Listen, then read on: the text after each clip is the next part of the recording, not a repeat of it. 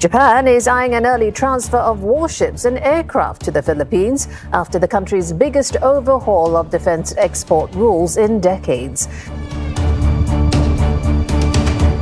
Thank Japan once again for its review of the three principles on the transfer of defense equipment and technology and its implementing guidelines. And we were very happy to work with Japan in creating demonstrable results at the soonest possible time. On May 5th, 2026, Japan's Defense Minister Shinjiro Koizumi walked into Manila and signed a deal that nobody believed Japan would sign just 2 years ago. Standing beside Philippine Defense Secretary Gilberto Teodoro Jr., he agreed to start the early transfer of Japanese warships to the Philippine Navy.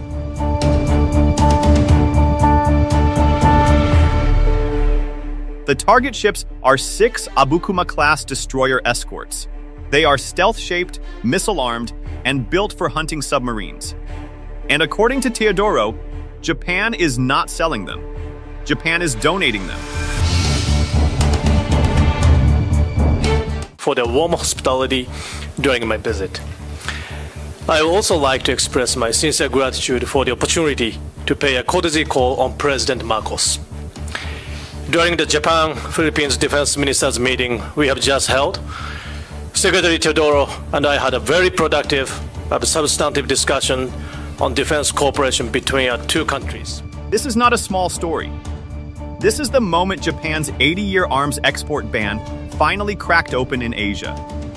And it cracked open right where China did not want it to.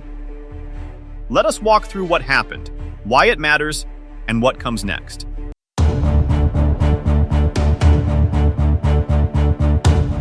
I would like to thank Minister Koizumi. He has just come from Indonesia and Australia, countries with whom we have robust defense partnerships in very important engagements. And Koizumi flew into Manila straight from Jakarta, where he had just signed a defense cooperation deal with Indonesia the day before. In Manila, he held closed-door talks with Teodoro and then with President Ferdinand Marcos Jr. at Malacanang Palace.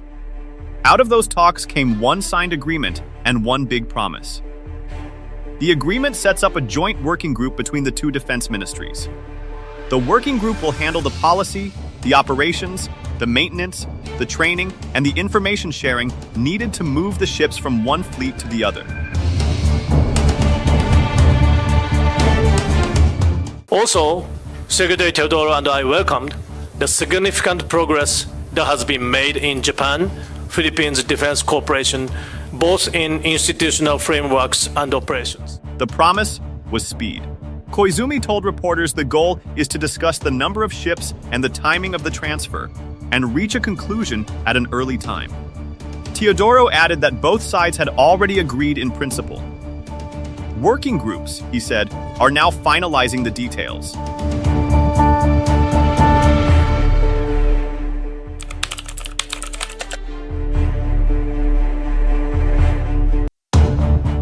To understand why this matters, you have to understand what Japan was just 2 weeks ago.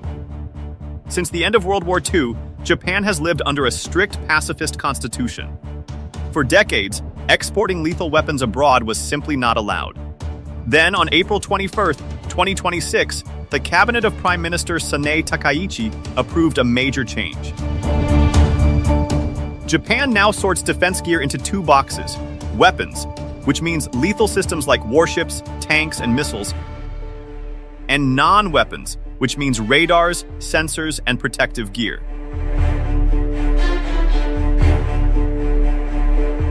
Lethal exports are now possible. They have to be reviewed by Japan's National Security Council. And they can only go to countries that have a defense and technology transfer deal with Japan. Japan currently has those deals with 17 nations.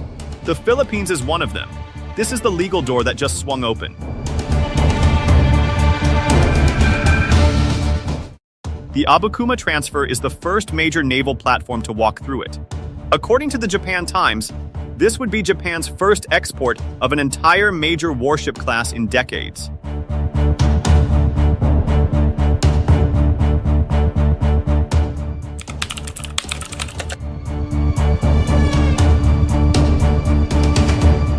The Abukuma-class were built between 1988 and 1993. There are 6 of them. They were designed to hunt submarines and to fight surface ships in the waters around Japan. Each ship is 109 meters long, displaces about 2,500 tons fully loaded, and runs on a mix of gas turbines and diesel engines. Top speed is around 27 knots. Crew size is 120 sailors.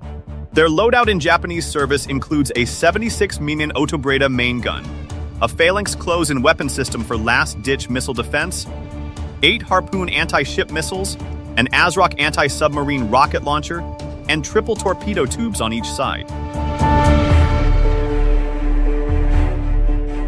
They were also the first Japanese destroyer escorts to use stealth shaping to reduce their radar signature. Now here is the catch the Philippine Navy has known about since the inspection talks began in 2025. Under Japan's old transfer rules, weapon systems were stripped out before any export. The ships were going to arrive as hulls, not as ready warships. The new April 2026 rules changed the math. Japan can now consider transferring the lethal gear too.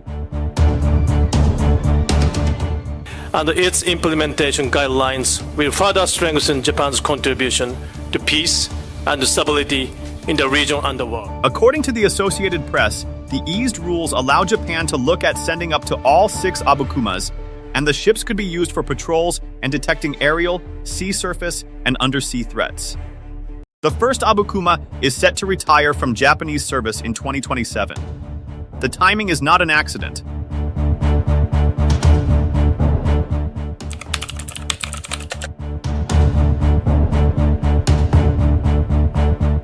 The Philippine Navy already has a clear gap in its fleet, and it is exactly the gap these ships were built to fill: anti-submarine warfare.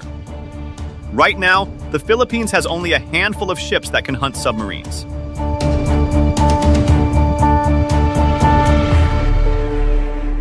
The 2 Jose Rizal-class frigates from South Korea, the new Miguel Malvar-class frigates, and a few AW-159 Wildcat helicopters do most of the work.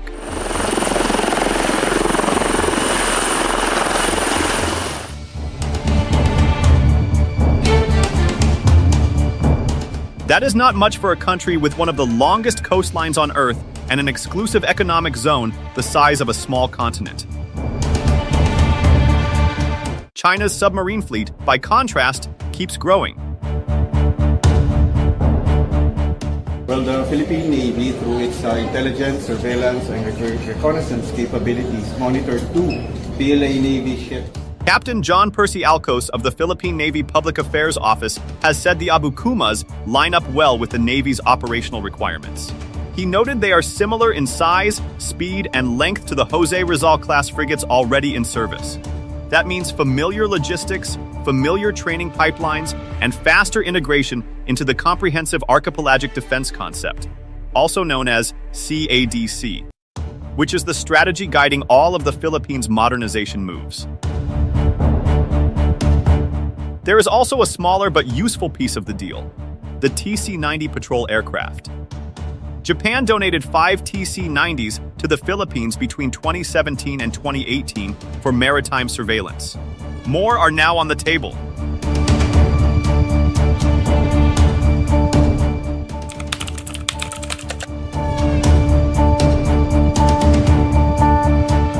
To the ongoing U.S.-Philippines hosted multilateral exercise Balikatan 26, we were able to bring in equipment to the Philippines and participate in more advanced training, which had not been possible previously. As a result, the quality and the quantity of the exercise have improved dramatically. This includes the first ever live fire training of surface-to-ship missile conducted by Japan in the Philippines. The signing did not happen in a quiet office in Tokyo. It happened in Manila during Balikatan 2026, the largest joint exercise the Philippines has ever hosted. More than 17,000 troops from countries including the United States, Japan, Australia, Canada, France, and New Zealand are taking part. Japan alone deployed 4,100 personnel under the Reciprocal Access Agreement that entered force in September 2025. The day after Koizumi signed the destroyer deal, he traveled to Pauay in Ilocos Norte to watch a live-fire maritime strike drill. During that drill, Japanese forces fired the Type 88 Surface to ship missile in the Philippines for the first time. The target was a decommissioned World War II-era Philippine warship, sunk about 40 kilometers offshore. President Marcos watched the strike by video from Manila. Read those facts together. A Japanese minister signs a destroyer transfer in Manila on Tuesday. A Japanese missile sinks a target ship in Philippine waters on Wednesday. The message is not subtle.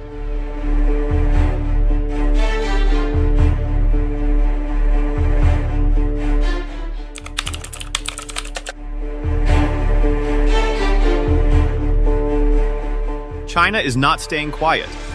After Japan eased its export rules in April, Foreign Ministry spokesperson Guo Jiakun warned the world would resolutely resist Japan's reckless moves toward a new type of militarism. Chinese state outlets have repeated the same line for weeks.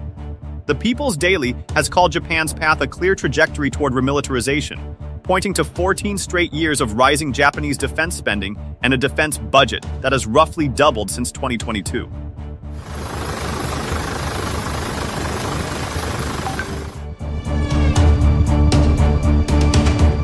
Let me reiterate our gratitude and our sincerest warm welcome for your visit today on the commemoration of our 70th year of bilateral relations and the first operationalization of our SOFA, which came into force.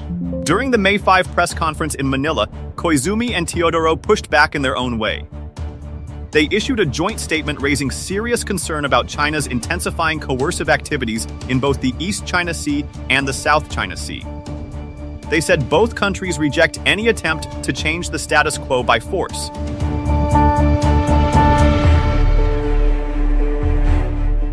This is the part most people miss.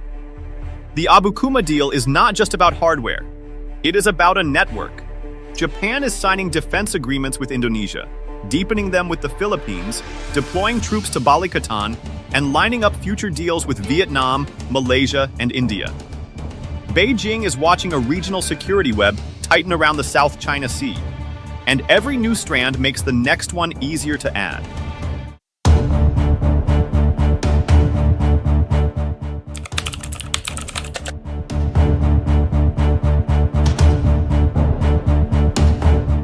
Two big questions still hang over the Abukuma deal. The first is legal. Even with the new rules, Japanese law still blocks the transfer of used lethal defense gear for free or at a very low cost. According to a Yomiuri Shimbun report cited by the Japan Times, the Japanese government is considering a revision to the Self-Defense Forces law in the next ordinary session of parliament. That revision would allow lethal used equipment to be exported at little or no cost.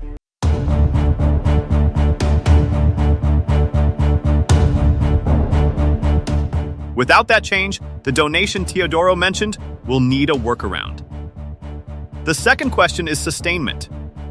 The Lowy Institute has noted that even refurbished warships of this age usually have only 10 to 15 extra years of service life. The Philippine Navy will need bigger berths, deeper logistics, and steady spending to keep them sailing. Right now, Manila is already absorbing 6 Raja Sulaiman-class offshore patrol vessels from South Korea, 2 more Tarlac-class landing platform docks from Indonesia, and another Miguel Malvar-class frigate, all due by 2028. The infrastructure is racing to keep up. The next milestone is political. President Marcos will make the first state visit to Japan by a Philippine president in over a decade next month. It is not yet clear if a final Abukuma announcement will come during that visit, but the symbolism is hard to miss.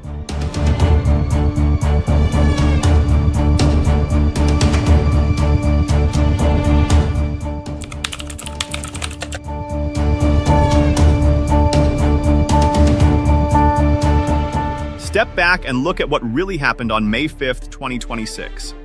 A Japanese defense minister stood on Philippine soil and signed papers to send warships to a country that Japanese troops once occupied. 80 years after the end of the war, Tokyo and Manila have flipped the script entirely.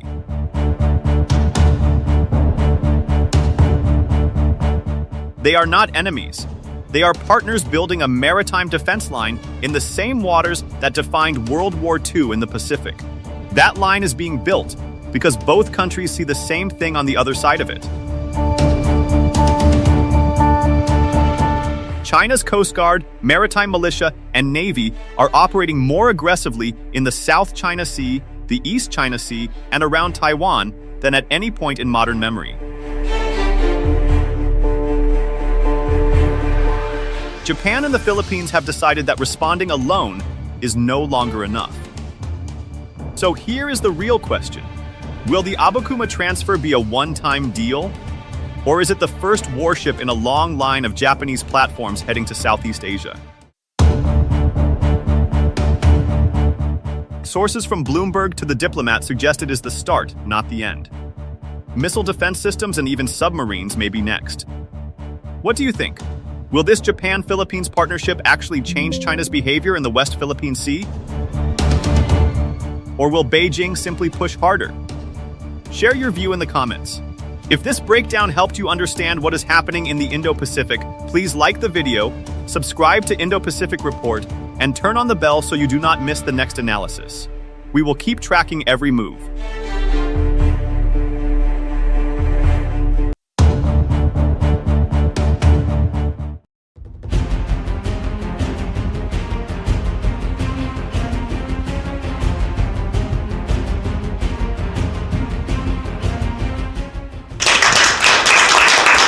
As you witnessed today, Minister Motegi and I signed 3 bilateral agreements. First, the agreement concerning reciprocal provision of supplies and services between the Armed Forces of the Philippines and the Self-Defense Forces of Japan.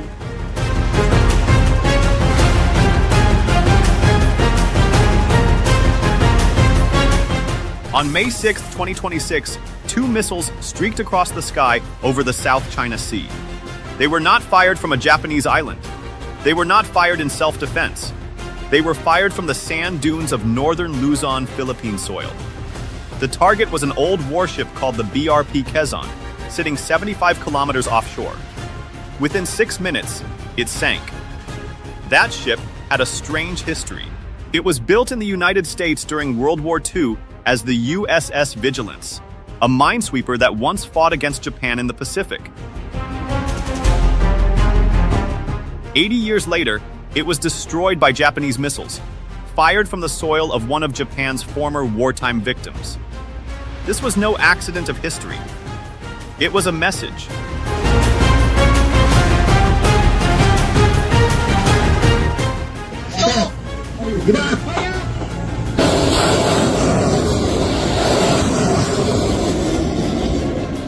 For the first time since 1945, Japan fired an offensive missile overseas.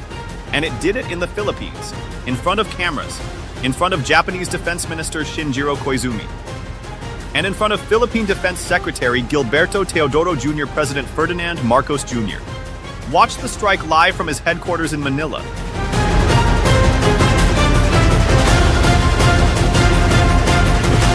Something big is happening in Asia, something the world is only beginning to notice.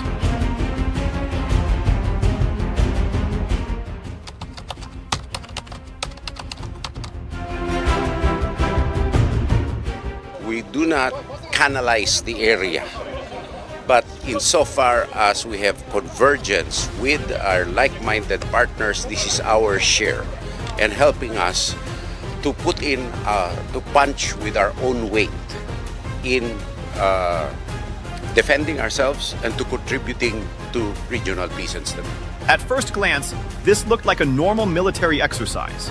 It was part of Balikatan 2026, the largest joint drill ever held in the region. The numbers tell you it was anything but normal. Around 17,000 troops took part. 7 countries joined. About 10,000 were American. Around 1,400 came from Japan. And for the first time ever, troops from Canada, France, and New Zealand also showed up to fight side by side. For more than 3 decades, Balikatan has stood as a living testament to the partnership between the Philippines and the United States.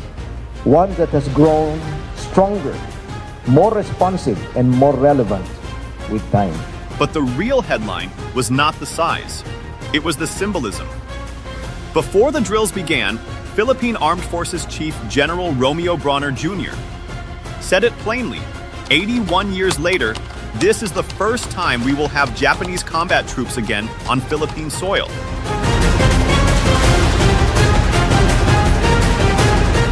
"81 years. Think about that. For more than 3 generations, Japan stayed out of military operations in Asia. After World War II, Tokyo had a peace constitution. Article 9, no army, no overseas operations, no offensive weapons abroad. That world is ending.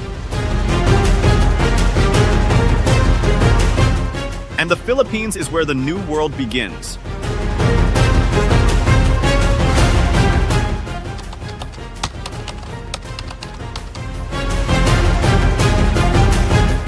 To understand what just happened, you have to go back to July 2024.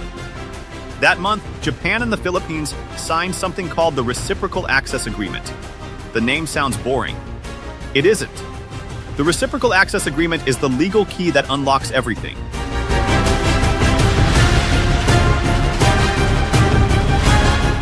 It lets Japanese forces operate inside the Philippines and Filipino forces operate inside Japan for joint exercises, disaster relief, and combat training. The path was fast and deliberate. The Philippines places utmost importance on what President Ferdinand R. Marcos Jr. calls, quote, the life-giving waters of the West Philippine Sea. And Japan has stood by the Philippines on this issue, especially through promoting a rules-based international order, especially UNCLOS, as well as the 2016 Arbitral Award. The Philippine Senate ratified it in December 2024. Japan's parliament approved it in June 2025. The two sides exchanged diplomatic notes in Manila on August 12, 2025. And it officially entered into force on September 11, 2025.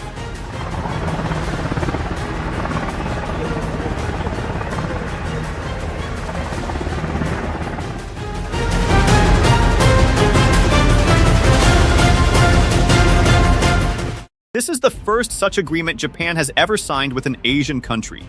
At the ceremony in Manila, Defense Secretary Todoro made the goal clear: it provides deterrence for those actors who may not see things the way we do. He did not say China. He did not need to.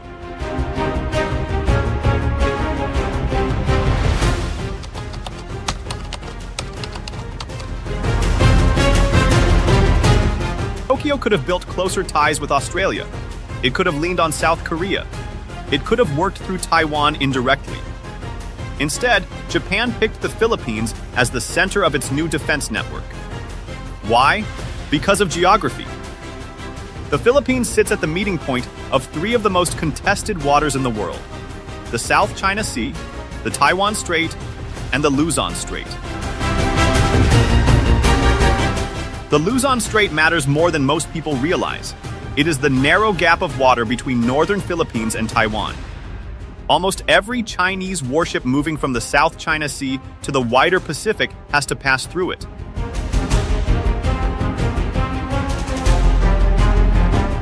If you control the Luzon Strait, you control China's naval access to the Pacific Ocean.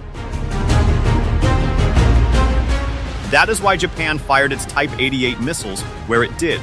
The launch site, Ilocos Norte, sits about 400 kilometers south of Taiwan, looking directly into the strait. For Japan, this is not optional. Tokyo depends on shipping lanes for oil, gas, and food. If those lanes are cut, Japan starves. So Japan needs partners along those routes. And the Philippines is the most important partner of all.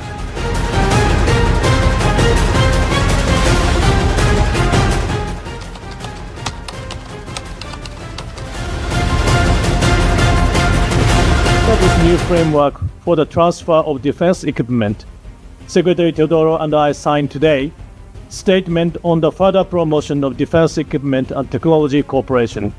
We also agreed to move forward with discussions aimed at realizing comprehensive equipment cooperation, including education and training, maintenance and sustainment, operational coordination. The day before the missile strike, on May 5th, 2026, something happened in Manila that may matter even more.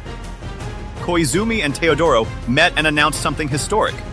Japan would begin transferring real military hardware to the Philippines.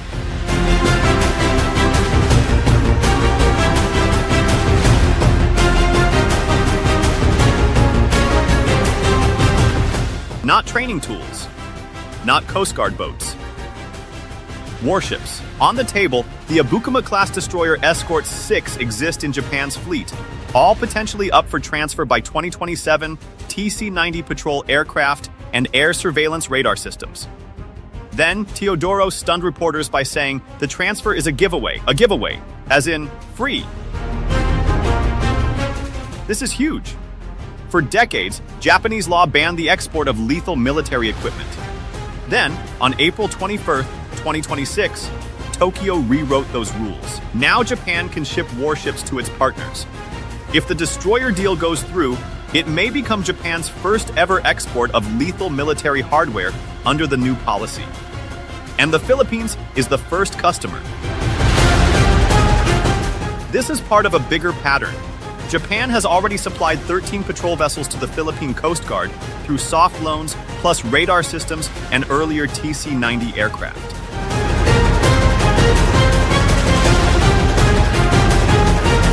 Manila was even the very first recipient of Japan's official security assistance, a new aid program built for friendly Indo-Pacific nations. So this is not a one-time deal. This is an architecture being built piece by piece.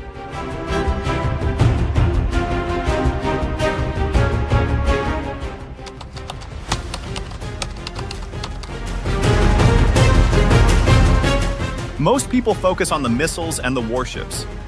But the biggest signal is not loud. It is quiet.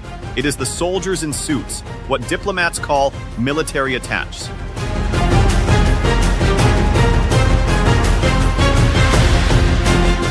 Today, the Japanese embassy in Manila hosts military representatives from all three branches of Japan's self-defense forces: ground, navy, and air.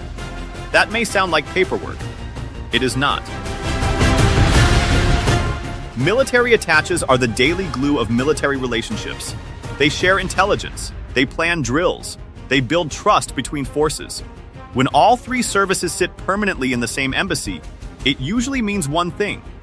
The relationship is no longer occasional, it is institutional.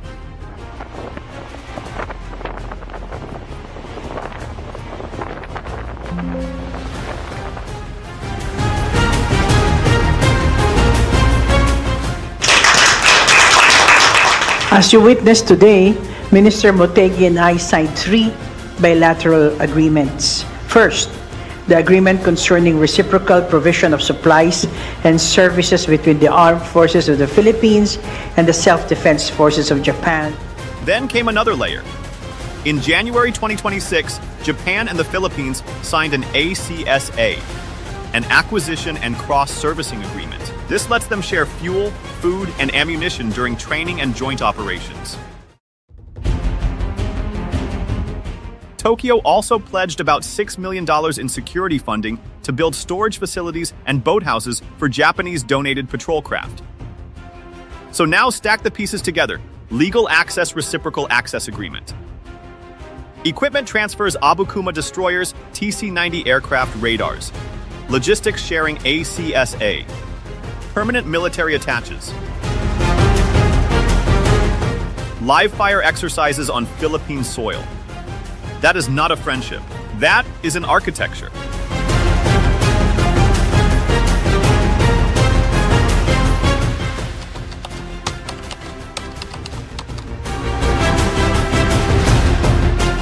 Beijing is not happy.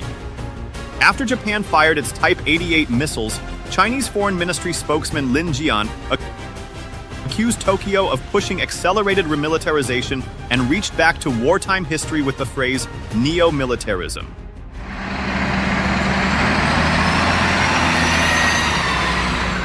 Earlier, his colleague Guo Jiakun warned all three countries, blindly binding themselves together in the name of security will only be akin to playing with fire, ultimately backfiring upon themselves. Then, China backed up its words. As the drills wrapped, Beijing sent armed anti-ship bombers over Scarborough Shoal, a contested reef west of the Philippines.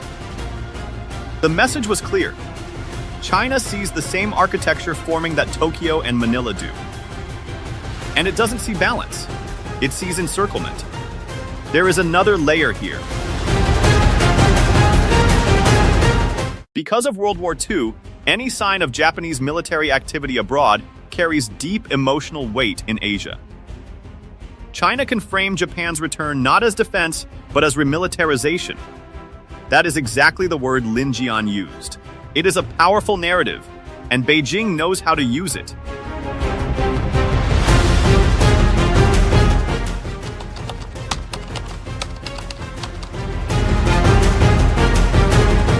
For Manila, the benefits are obvious. Stronger deterrence against China, better radar coverage and maritime awareness, free destroyers, modern surveillance aircraft, and the backing of 7 of the world's most capable militaries.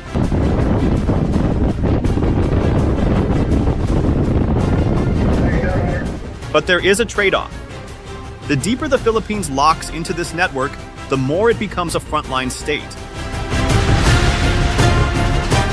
During Balikatan 2026, U.S. and MESIS anti-ship launchers were deployed to Itbayat Island in Batanes, just 100 miles from Taiwan. If a war ever breaks out across the Taiwan Strait, the Philippines will not be a spectator. It will be a target. Some Filipinos welcome this. They see Chinese pressure at Scarborough Shoal and want real protection. Others worry about sovereignty. Others fear getting trapped between Washington, Tokyo, and Beijing. These debates are real. They are not going away. They are growing louder.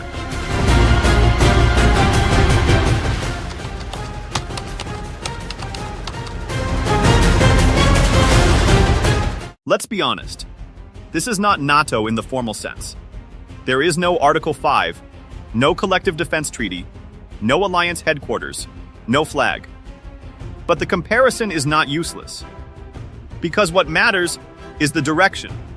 Look at what is stacking up. Shared exercises, shared access agreements, shared intelligence, shared logistics, shared missile networks across allied territory, and shared command planning. That is how alliances start. Not with one big signing ceremony. Bit by bit, quietly. Through layered agreements that one day become impossible to undo. And in this story, Japan is no longer sitting on the sidelines. Tokyo is helping build the framework.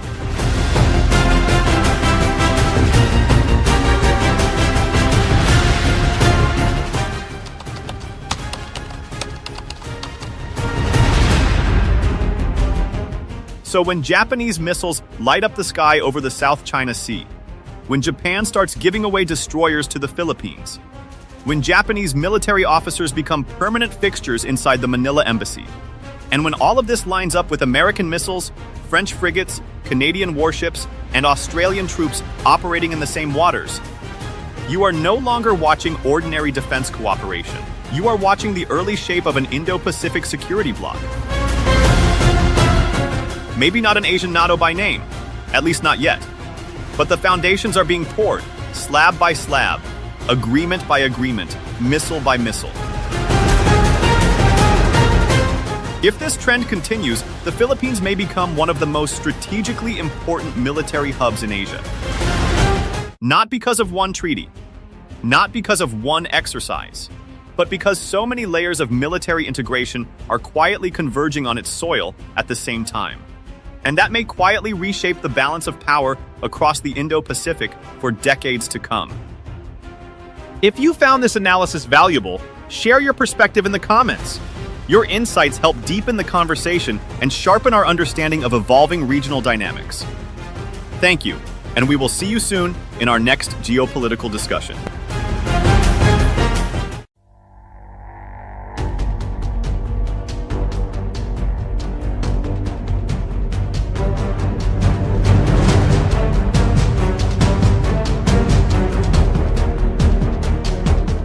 요겐 전신原則赤15육角세대東京75度3100ヤードへご向かいの方は停止でございます。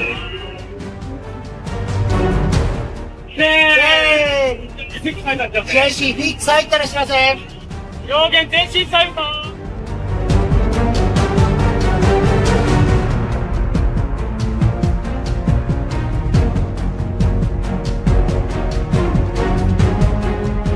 Three things happened in the same 24 hours.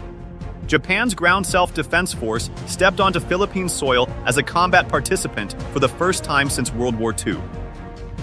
China's aircraft carrier Liaoning transited the Taiwan Strait, 8 J-15 fighters loaded on deck, heading south. And China's newest warship, the Sichuan, the world's first drone carrier, departed Shanghai and set course for the same waters where 17,000 Allied troops were drilling. April 20th, 2026. One date, 3 events, and every single one of them a direct response to the others.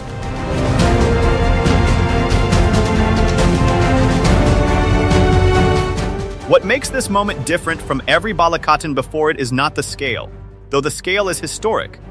It is the simultaneity. Japan fires weapons on Philippine soil 45.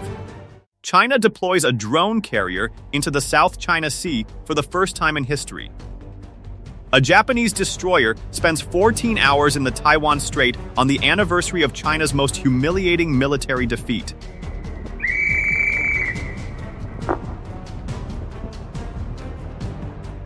A Chinese PLA officer publicly states that firing the first shot is a viable option. All of this in the same week. All of it connected. Dr. Alessio Padalano of King's College London, one of Europe's foremost experts on East Asian naval strategy, has argued that China's gray zone tactics have now crossed into full blue water power projection, that Beijing is no longer reacting at the margins. It is rehearsing, in real time and in plain sight, the exact conflict scenarios that Balikatan is being built to prevent. 2 exercises, 1 crisis, and 3 weeks until Trump sits down with Xi in Beijing.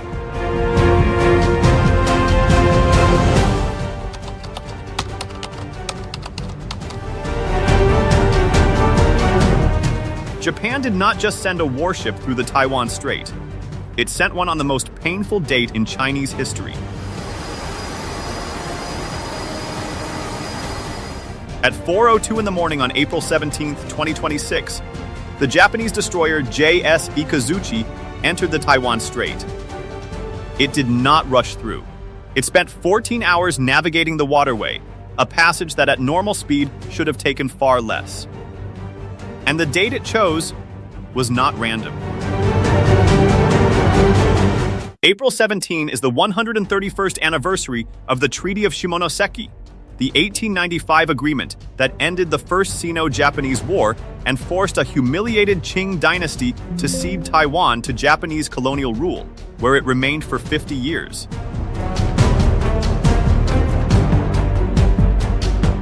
In China, that date is not a footnote in a history book.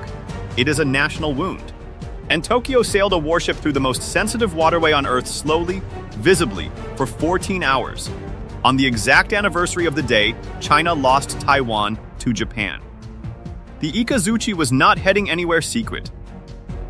It was en route to the Philippines to join Balikat in 2026, where it would fire Japanese anti-ship missiles on Philippine soil for the first time since World War II. Beijing did not miss the sequence. China's response was immediate, orchestrated, and frightening in its precision. The PLA Eastern Theater Command deployed J-20 stealth fighters and CH-4 attack drones to track the Ikazuchi in real time, and then released the footage publicly through state broadcaster, a step that went far beyond a standard diplomatic complaint. It was Beijing saying, "We see you, we have you in range, and we want the world to watch us say so."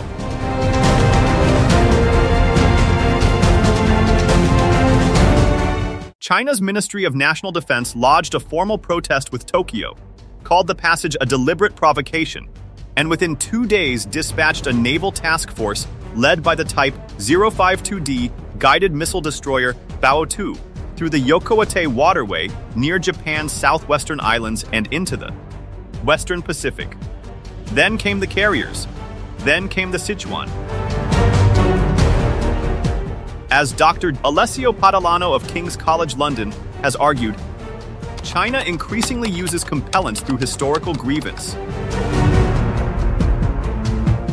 wrapping military moves in the language of wounded national memory to both justify escalation domestically and signal red lines internationally. The Ikazuchi's transit gave Beijing exactly the historical trigger it needed, and China used every second of it.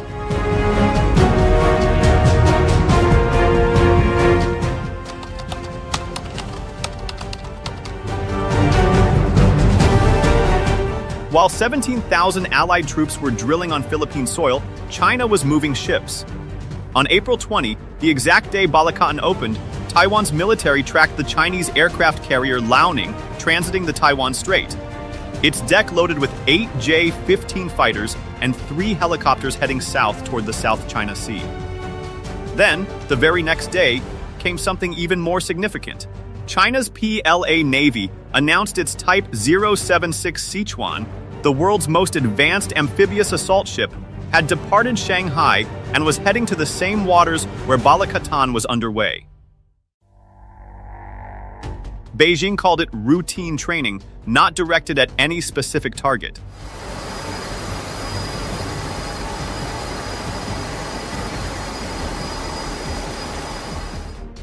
But the timing, one day after Japan's ground troops set foot on Philippine soil for the first time since World War II, was impossible to dismiss as coincidence. The Sichuan is no ordinary vessel. It is the world's first amphibious assault ship fitted with an electromagnetic catapult, capable of launching drones, helicopters, and fixed-wing aircraft in a Taiwan contingency. It is the ship that carries the invasion. In the South China Sea right now, it is the ship that watches and rehearses. The deeper military logic here is what analysts are calling tactical envelopment, and it is the most alarming development of the entire Balikatan week. The diplomat's analysis makes the geometry clear, with the PLA's 133rd Naval Task Group operating in the Philippine Sea to the east of Luzon, and the Liaoning moving into the South China Sea to the west. What makes this even more striking is the speed at which China built the Sichuan, from keel to sea trials in just 25 months, compared to 53 months for its closest American equivalent. Professor Toshi Yoshihara of the Center for Strategic and Budgetary Assessments, one of the world's foremost experts on Chinese sea power, has argued the PLAN is no longer building ships to defend its coastline. It is building ships to contest the entire Western Pacific. To make every Allied exercise, every carrier group, every missile battery on the first island chain operate under the constant shadow of Chinese naval presence.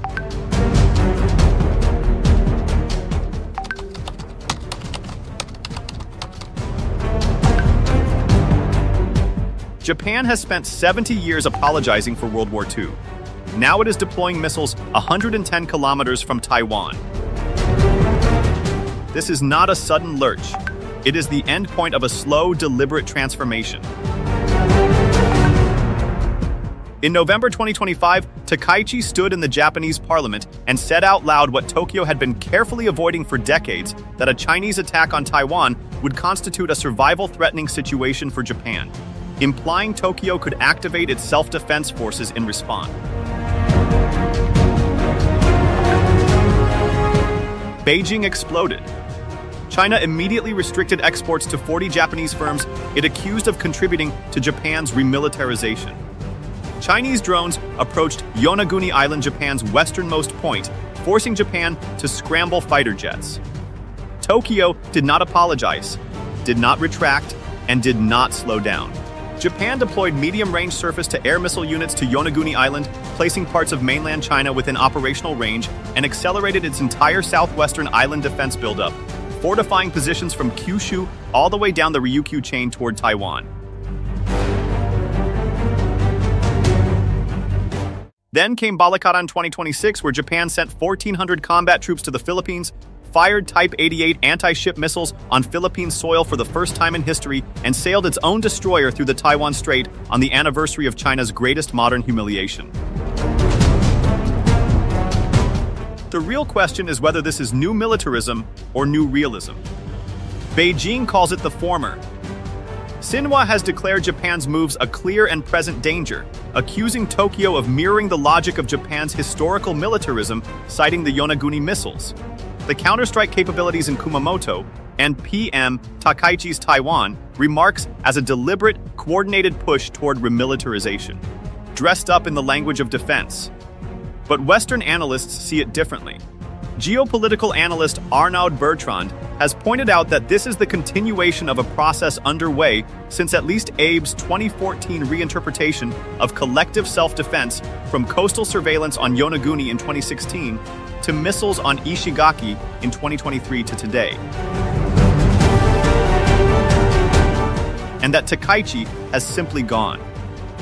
Further, by explicitly linking Japan's military preparations to a Taiwan conflict. The truth is that Japan is responding to a real and documented threat. A China that has sent carriers through the Taiwan Strait, built artificial islands in the South China Sea, and rehearsed Taiwan blockades in plain sight. As Bertrand has bluntly stated, Tokyo's calculation is clear. The window for military buildup without major consequences is perceived to be closing. China's capabilities are growing rapidly, and there's a sense in Tokyo that if it doesn't establish these forward positions now, it may not be able to later.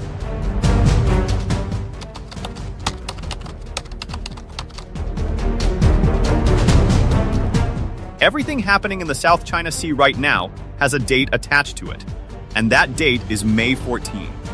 That is when President Trump arrives in Beijing for his long-awaited summit with President Xi Jinping, confirmed by the White House just weeks ago, originally delayed because of the U.S. war in Iran, now locked in as what Trump himself has called a monumental and historic event. China is not just responding to a Japanese destroyer or an allied military exercise. It is shaping the military balance ahead of high-level diplomacy with Washington, and for Beijing, the calculation is simple. No major power enters a summit from a position of perceived weakness, if it can help it. The Liaoning through the Taiwan Strait, the Sichuan into the South China Sea, the J-20s tracking the Ikazuchi, the PLA Eastern Theater Command exercising in the East China Sea. Every one of these moves happened in the 3 weeks between Balikatan opening and Trump landing in Beijing. Xi had already signaled in a February phone call with Trump that he hoped 2026 would be a year of mutual respect, peaceful coexistence, and win-win cooperation, but in Beijing's strategic culture, sitting down to talk does not mean stopping the signaling. It means making sure your adversary knows exactly how much you are capable of before you sit across the table from him. The Trump-Xi summit also carries an enormous risk that most analysts are quietly worried about, and it runs in the opposite direction. Multiple analysts have expressed concern that the summit could default to narrow trade discussions while leaving broader security questions unresolved, meaning Taiwan, the South China Sea, Japan's expanding military role, and the entire Balikatan missile architecture could simply be left off the table in favor of a deal on tariffs and rare earths. China has already demonstrated its leverage. It has declined Trump's request to help reopen the Strait of Hormuz. Understanding that the longer the Iran war drags on, the more constrained America's bandwidth in Asia becomes, and the stronger Beijing's hand grows at the negotiating table. As Professor Graham Allison of Harvard's Belfer Center, the man who coined the term Thucydides' trap to describe the historic tendency of rising and ruling powers to slide into war, has argued, the most dangerous moment in great power competition is not open conflict, but the gap between military.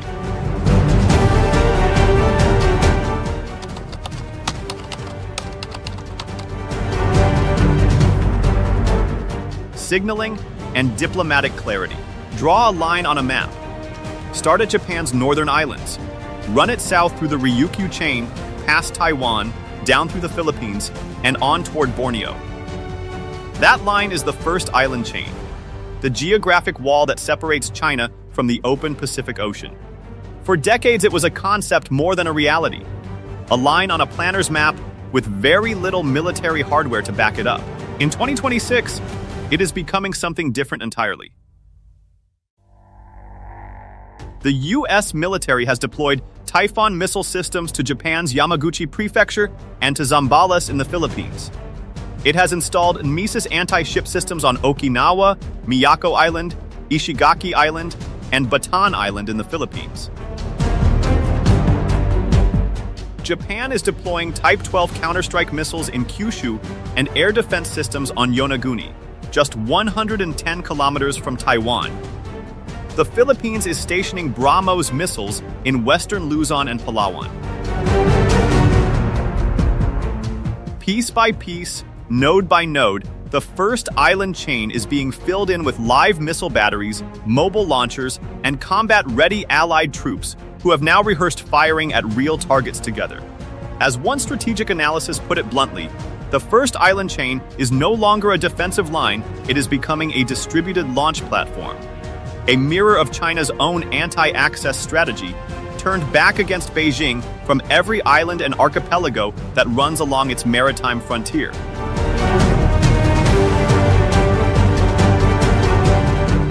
From Beijing's side of the map, this looks like encirclement. Chinese military strategists have long viewed the first island chain as a cordon sanitaire, a noose designed to limit China's strategic depth and cut off the PLA Navy from the open Pacific. Most critically, China's ballistic missile submarines, based in Hainan, must pass through this chain to reach the deeper Pacific waters where they can operate undetected, making the chain not just a military obstacle, but a direct threat to China's nuclear second strike capability. Every BrahMos battery added to the Philippine coast, every Typhoon launcher that stays in Luzon, every Japanese Type 88 missile fired off northern Luzon tightens that noose one turn further.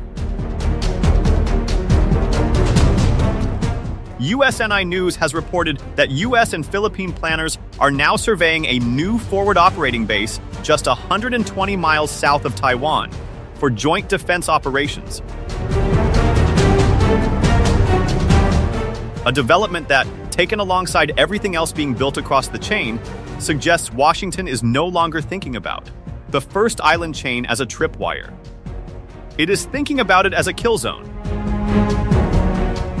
As Professor Andrew Krepinovich of the Hudson Institute, the strategist who first developed the concept of archipelagic defense and whose work forms the intellectual backbone of America's entire first island chain strategy, has argued, the goal is not to win a fight after it starts, but to make. The cost of starting one so prohibitive that China's military planners conclude the maths simply does not work. If you found this analysis valuable, share your perspective in the comments. Your insights help deepen the conversation and sharpen our understanding of evolving regional dynamics. Thank you, and we will see you soon in our next geopolitical discussion.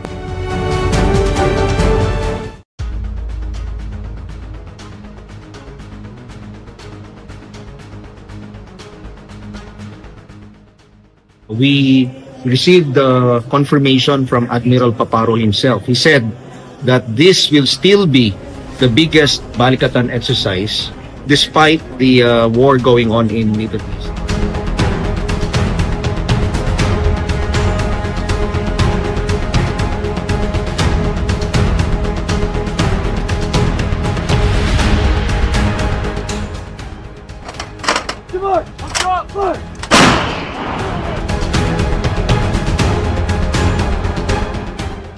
81 years ago, more than 500,000 Japanese soldiers invaded the Philippines. They bombed Manila. They marched through Bataan. They occupied the islands for nearly 4 years. And by the time it was over, around 500,000 Filipino civilians were dead. The Battle of Manila alone killed 100,000 people, making it one of the most devastating urban battles in the entire Second World War. Now here is what is happening today. Japanese combat troops carrying weapons are about to step onto Philippine soil again. Not as occupiers, not as enemies, but as allies, for the first time since the end of World War II. And if that does not make you stop and think about how dramatically the world is changing right now, nothing will. But this is not just a symbolic handshake between former enemies. This is a direct military response to one country, China, whose navy has now pushed past the first island chain, past the second island chain, and whose aircraft carriers were spotted launching fighter jets near Iwo Jima itself, the same island where nearly 6,000 American Marines died fighting Japan in 1945. So the question is, what has China done that is so threatening that two countries with one of the most painful shared histories on Earth have decided we must stand together now? And more importantly, what does this tell us about where the world is heading? That is what we are going to break down today. Every layer, every detail, every angle that the mainstream media is not connecting for you. Before we go deep into this, if you are the kind of person who wants to understand the geopolitical chess moves happening in the Indo-Pacific before they hit the headlines, this is the channel for you. We break down what is really happening in the South China Sea, Philippine, defense, and global security every single week. So if you have not already, hit that subscribe button, turn on the bell, and let me ask you a question in the comments. Do you think Japan sending combat troops to the Philippines is a smart defensive move, or is it a dangerous provocation that could push China into conflict? Drop your answer below. I genuinely want to know what you think. Let us get into it.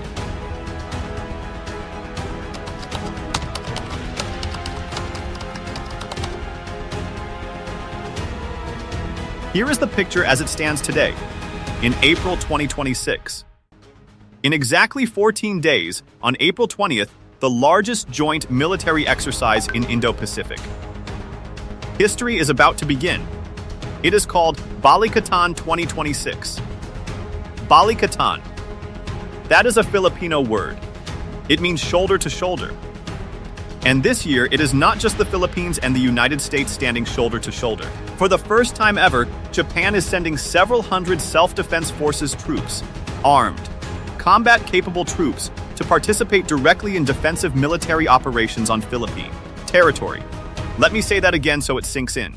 Japan is sending armed soldiers to the Philippines for the first time since 1945. We received the confirmation from Admiral Paparo himself. He said that this will still be the biggest Balikatan exercise despite the war going on in Middle East. General Romeo Bronner Jr., the chief of the armed forces of the Philippines, confirmed it publicly.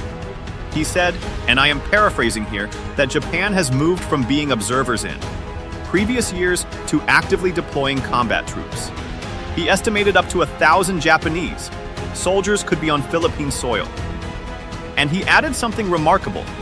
He said, from being on opposing sides in the past, we are now working together as partners. Think about the weight of that statement. The last time Japanese combat forces were in the Philippines, they were fighting against Filipinos. The Bataan Death March, the Battle of Corregidor, the destruction of Manila. These are wounds that have not fully healed even after 80 years. And yet, here they are, standing together. But it goes beyond Japan. Balikatan 2026 will also feature Australian forces, French warships, including an amphibious assault ship and a frigate from France's Jeanne d'Arc mission, and observers from multiple NATO countries. The exercises will span across the Philippine archipelago, from Luzon in the north to disputed waters in the west, and will include live fire drills, amphibious operations, cyber defense exercises, and for the first time, space-related military operations. Detected holding point 14 left. The armed forces of the Philippines chief also revealed something critical. He said the exercises will draw heavily from lessons learned in two active conflicts, the Russia-Ukraine war and the United States war with Iran. Specifically, the importance of cyber warfare, the ability to disable radar systems, knock out command centers, and paralyze enemy communications before a single shot is fired. Admiral Samuel Paparo, the commander of U.S. Indo-Pacific Command, personally confirmed that despite America's ongoing military operations in the Middle East against Iran, the scale of Balikatan 2026 will not be reduced by a single unit. He said this will be the biggest Balikatan in history, period. And that should tell you something. When the most powerful military in the world is fighting a war in the Middle East and still says, we are not pulling a single soldier out of the Pacific, that means the Pacific is where the real long-term game is being played. So, what is behind all of this? To understand that, we need to go back in time.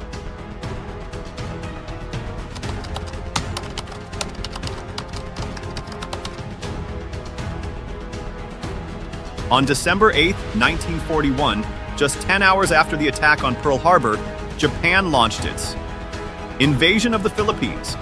More than 500,000 Japanese soldiers would eventually serve in the Philippine campaign. Manila fell in January 1942. The American and Filipino forces retreated to Bataan, where they fought desperately for 3 months with almost no food, no medicine, and no reinforcements. General Douglas MacArthur promised help was coming. It never did. When Bataan fell in April 1942, roughly 75,000 American and Filipino prisoners of war were forced on a brutal 65-mile march to their prison camp. Thousands died along the way, beaten, bayoneted, shot, beheaded by their captors. The world would come to know it as the Bataan Death March. The Japanese occupation lasted until 1945.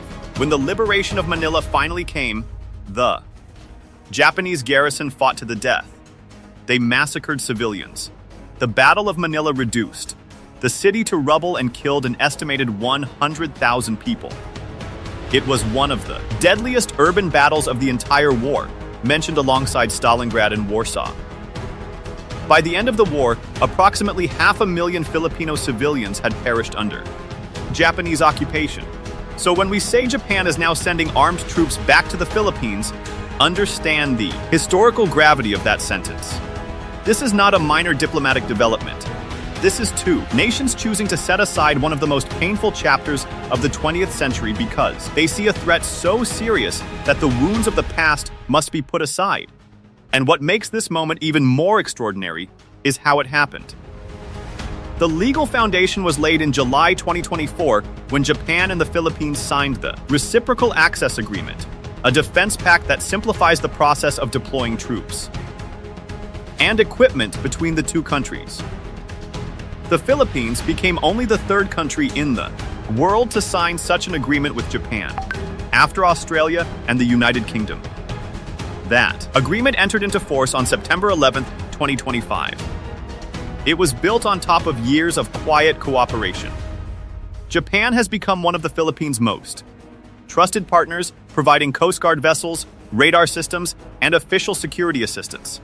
Public opinion polls show Japan enjoying remarkably high levels of trust among Filipinos, something that would have been unthinkable just a few decades ago. But here is the thing about trust. It is not built in good times. It is built when both sides look at the same threat and decide, we need each other. And that threat has a name.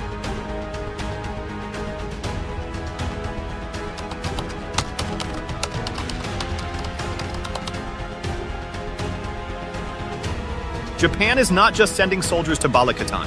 What Japan is doing right now is far bigger than one exercise. On April 5th, 2026, literally yesterday as I am recording this, Japan's defense minister, Shinjiro Koizumi, stood on the island of Iwo Jima, the same Iwo Jima where nearly 6,000 American Marines and nearly 20,000 Japanese soldiers died in one of the bloodiest battles of World War II. And from that sacred ground, he made a stunning admission. Japan, the third largest economy in the world, a country that spends billions on defense, just admitted that it has a gaping hole in its own security on its Pacific side. They are planning to build port facilities capable of handling large military vessels. They are considering installing floating piers to bring in construction materials. And here is a detail that is genuinely remarkable. Japan is looking at establishing an air defense identification zone over the Ogasawara Islands, where no such zone has existed since the end of World War II. That means for the first time in 81 years, Japan would formally monitor and control the airspace over these Pacific islands. Why?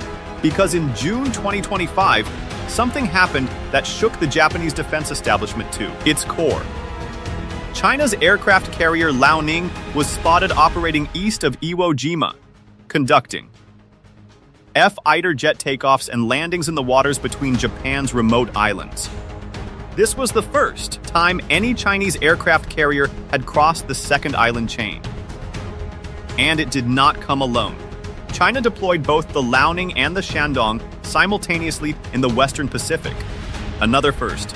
Japan's defense ministry tracked close to 520 takeoffs and landings across both carriers during that deployment. This is not hypothetical.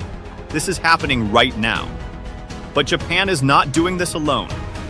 And the coalition forming around the Philippines is something Beijing never expected.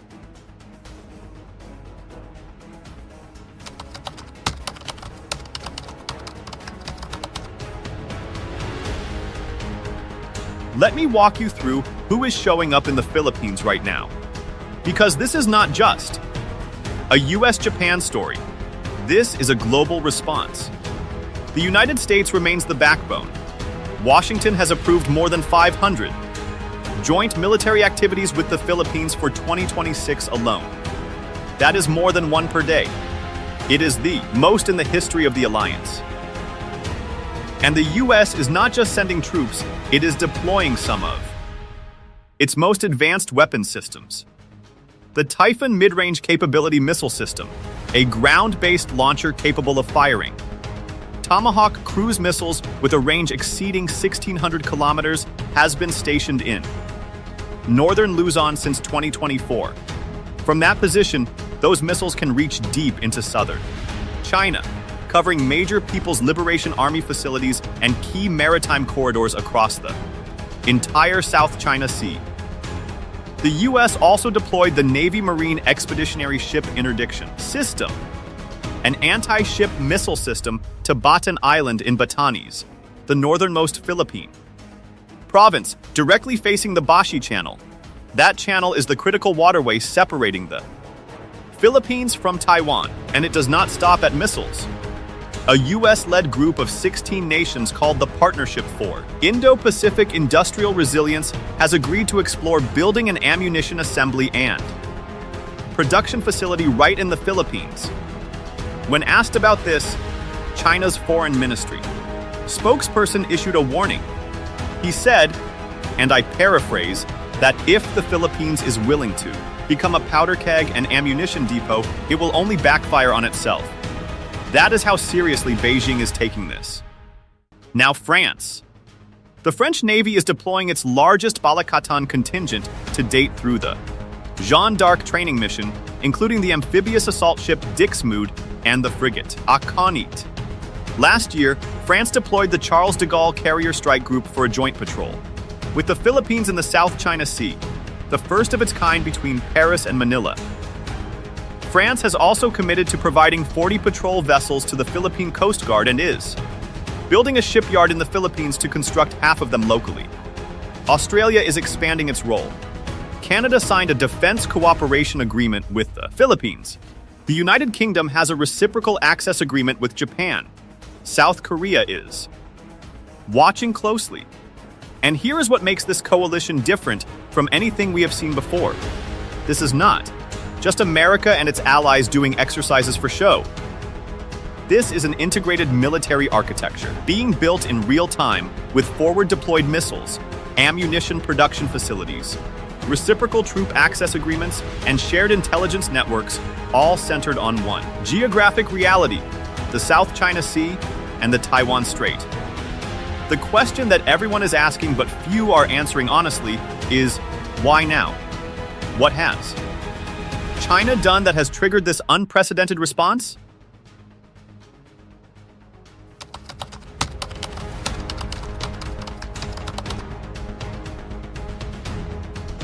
To understand why this is happening now, you need to understand the three-front pressure campaign that China has been running. Front 1, Scarborough Shoal and the West Philippine Sea. In March 2026 alone, a Chinese frigate nearly rammed the Philippine Navy's BRP Benguet near Pag-asa Island. In 2025, Chinese vessels used high-pressure water cannons and physically rammed Filipino fishing boats at Thitu Island. Front 2, Island Building. China's dredging fleet, 22 vessels strong, is constructing what could become the largest artificial island in the entire South China Sea at Antelope Reef in the Paracels. This is China's biggest island building operation since 2017.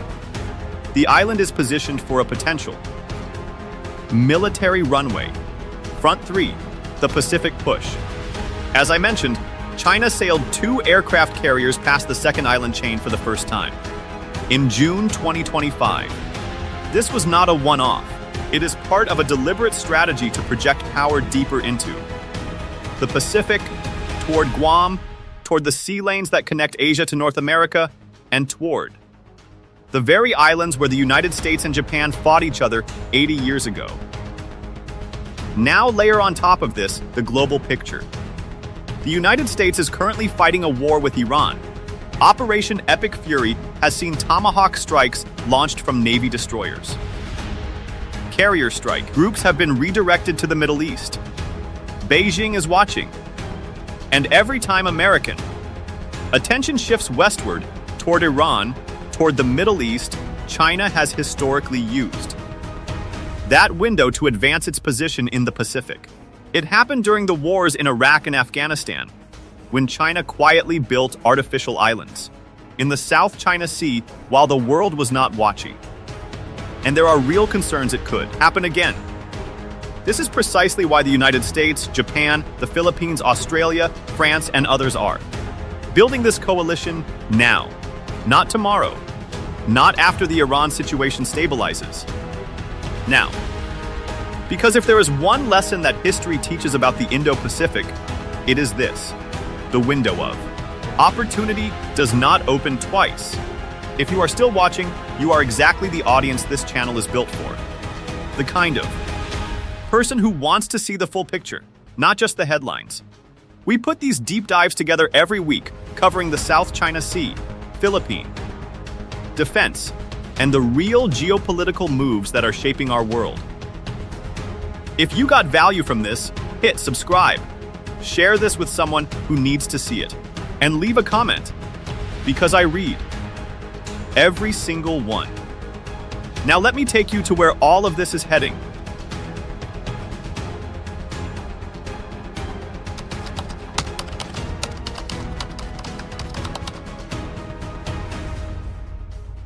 Here is the honest truth. We are entering the most volatile period in Indo-Pacific security since the end of the Cold War, possibly since World War II. The pieces on the board are moving faster than at any point in recent memory. Japan is rearming, not in secret, not reluctantly, openly, deliberately, and with the explicit acknowledgement that the threat environment has fundamentally changed. Japan is revising its 3 core security documents: the National Security Strategy, the National Defense Strategy, and the Defense Build-Up Program, all by the end of this year. The Pacific will be a central pillar. The Philippines is transforming from a lightly armed archipelago into a frontline node of the first island chain defense network. With Typhoon missiles on Luzon, anti-ship systems in Batanes, a planned ammunition factory, and the largest array of allied military exercises in its history, Manila is becoming the most strategically significant U.S. ally in Southeast Asia. The expanding trilateral cooperation between Washington, Tokyo, and Manila. The growing involvement of France, Australia, Canada, and the UK. These are not temporary arrangements. These are structural shifts in the global security architecture. But here's what keeps defense planners awake at night.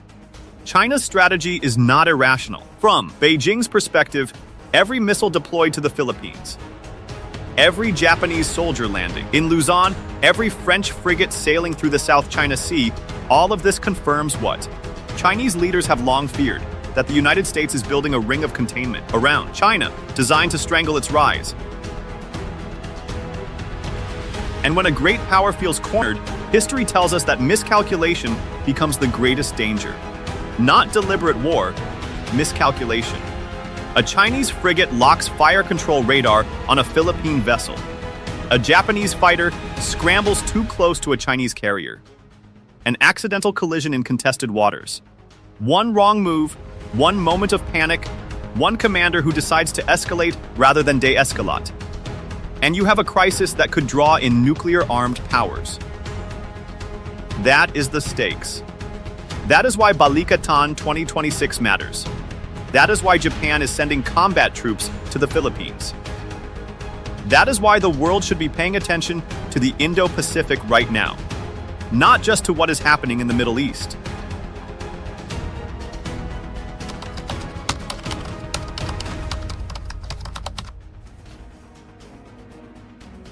Let me leave you with this thought. In 1945, Japanese and Filipino soldiers were killing each other in the ruins of Manila. The city was burning. The death toll was catastrophic. No one standing in those ruins could have imagined a world where Japanese combat troops would return to the Philippines as allies, not to fight Filipinos, but to stand beside them. And yet, here we are. History has a way of making the unthinkable become inevitable when the threat is real enough. The Indo-Pacific in 2026 is not the calm, distant theater that most people imagine. It is 4 global maritime choke points under simultaneous stress. It is aircraft carriers pushing past island chains. It is Tomahawk missiles positioned within range of the Chinese mainland. It is the biggest military exercise in history about to begin in 14 days. And at the center of it all, 2 former enemies, standing shoulder to shoulder. Because they looked at the world and decided, the past is painful, but the future is more dangerous. That is the story no one else is telling you, and that is why you are here. If you want to stay informed, subscribe, hit the bell, share this video, and I will see you in the next one.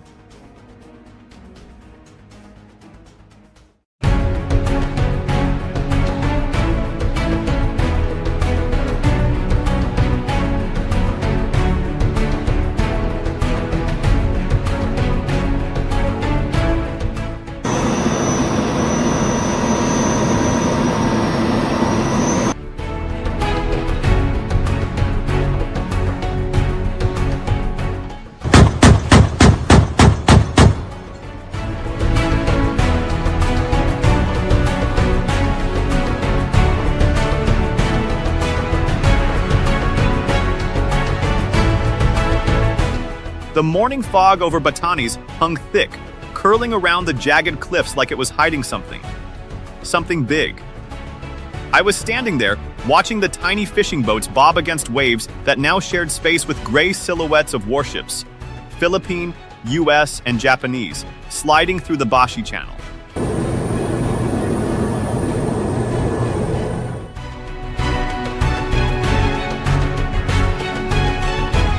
Control this channel, and you control the gateway to the South China Sea, muttered an old sailor beside me, half proud, half worried.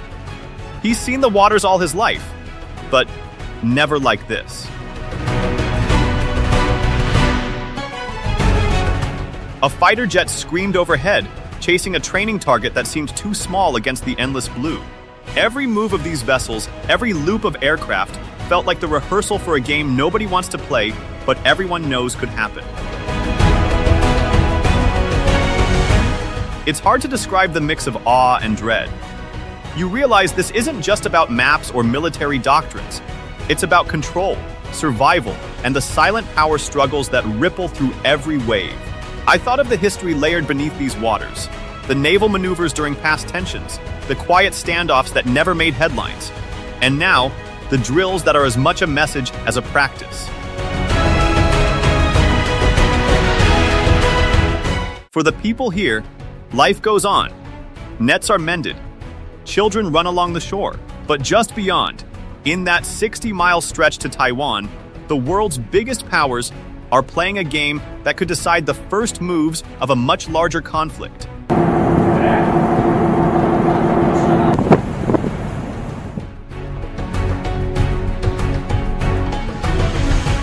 And you can feel it, like the wind whipping across the cliffs, on the edge of calm and chaos.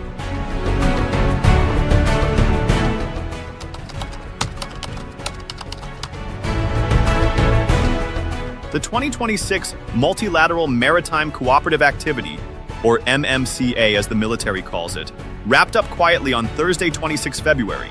But make no mistake, quiet doesn't mean insignificant.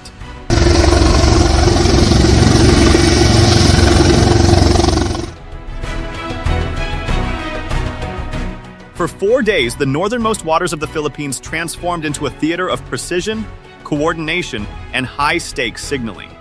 Philippine, US, and Japanese forces had converged here in an area few drills ever reach. The Bashi Channel, that narrow corridor linking the South China Sea to the Western Pacific. From the cliffs of Batan's, you could see the Philippine FA-50 light fighters slicing through the sky, while US P-8 Poseidons and Japanese P-3 Orions hummed above in carefully choreographed patterns.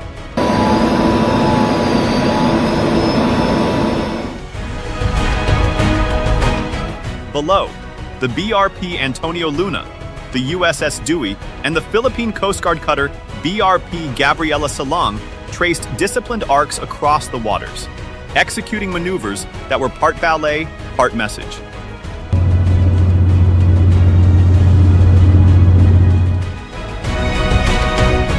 Every aircraft, every vessel, every signal was a demonstration.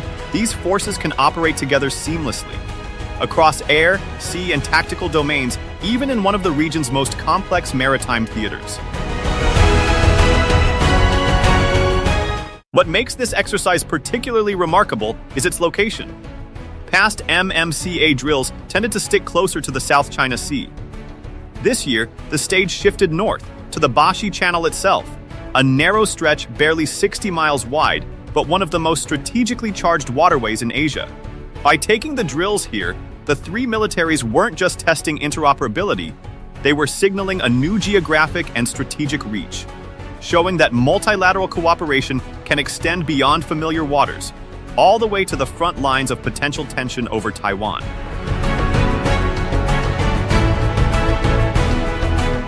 For locals watching from shore, life went on. Fishermen mended nets, kids ran along the windswept cliffs, and the waves rolled like nothing had changed. But in the sky and on the sea, history quietly pressed forward. This wasn't just another exercise. It was a rehearsal for the unpredictable. A glimpse of how air, sea, and strategy collide when the world's great powers meet at the edge of calm and chaos.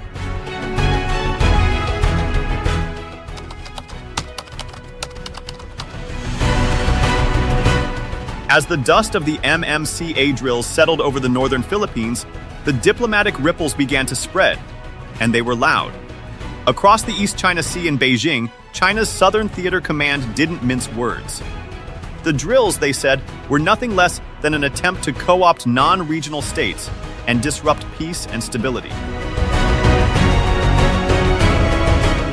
In a show of muscle, China sent its own ships on what it called a routine patrol in the South China Sea during the same period, though everyone watching knew it was a pointed reply.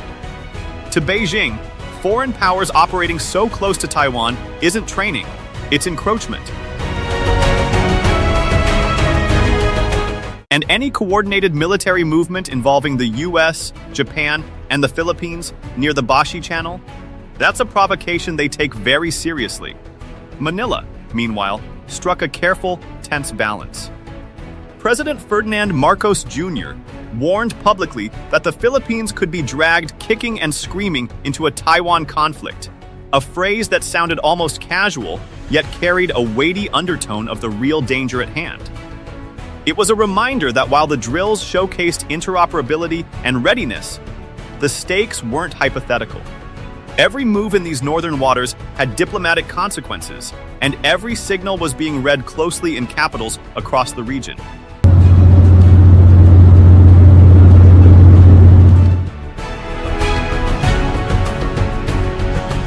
Japan, too, has felt the heat. In recent years, Tokyo flirted with the idea of directly defending Taiwan, a stance that drew sharp sanctions and rebukes from Beijing. Now, whispers of future deployments, like surface-to-air missile systems on remote islands near Taiwan by 2031, have only added fuel to the fire. For Japan, participation in the MMCA is both reassurance to allies and a clear signal to China. The partnership isn't just theoretical. It can project force and coordination across the critical corridors of the Western Pacific.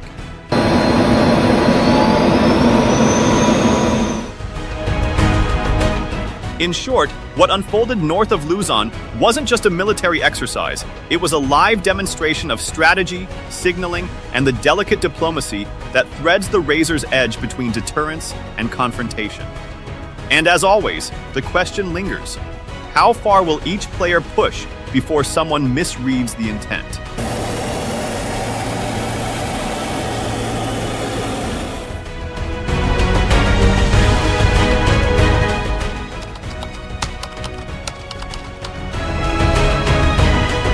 Over the 4 days of MMCA, the skies and waters north of Luzon came alive with movement, noise, and precision. Philippine Fa-50 fighters, US P-8 Poseidons, and Japanese P-3 Orions crisscrossed the northern Philippine airspace in carefully timed patrols. Observers noted how the flights weren't just about presence, they were exercises in integrated surveillance, testing how three militaries could coordinate in a contested environment where every second counts.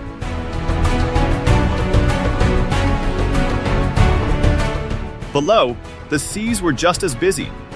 The Philippine-guided missile frigate BRP Antonio Luna fired its guns in live fire drills, the sharp echoes bouncing across the waves. The U.S. destroyer USS Dewey and the Philippine Coast Guard cutter BRP Gabriela Silang carved tactical patterns through the waters. Practicing maneuvers that looked like a choreographed dance, but were in fact rehearsal for real-world threats. For everyone watching, it was easy to forget that these were drills. Each turn of a ship, each formation of aircraft, carried lessons that could decide life or death in a crisis. The tactical aims were straightforward but critical. Improve interoperability between air and naval units, validate communication channels and command structures, and practice coordinated defense in strategically sensitive maritime zones. Yet beyond the immediate exercises, the drills also signal a bigger pattern. They are part of an expanding series of Philippines-US-Japan interoperability activities, tied to formal agreements like the Philippines-Japan Reciprocal Access Agreement ratified in late 2024. In other words, this isn't an isolated event. It's a piece of a growing puzzle, showing how these allies are thinking long-term, preparing for scenarios that most of the world prefers not to imagine.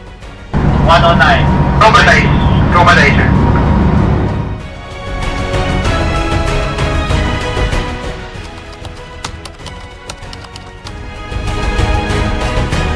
The Bashi Channel is more than just a narrow stretch of water. It's a strategic fulcrum where the balance of power in Northeast Asia can shift in an instant.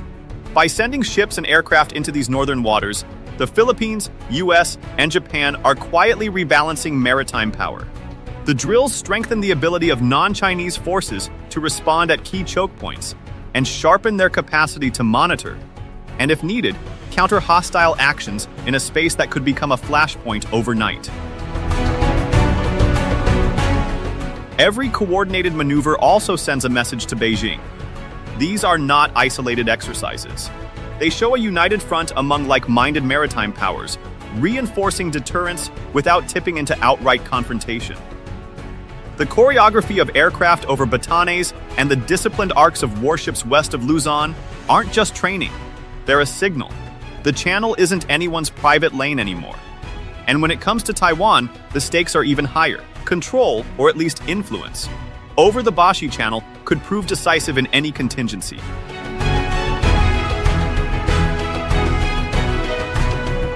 By practicing rapid, integrated air and sea deployments, these allied forces are preparing for scenarios where speed and coordination might be the difference between strategic advantage and disaster. In other words, these drills aren't just about readiness, they're about shaping the possible outcomes of a crisis before it even begins.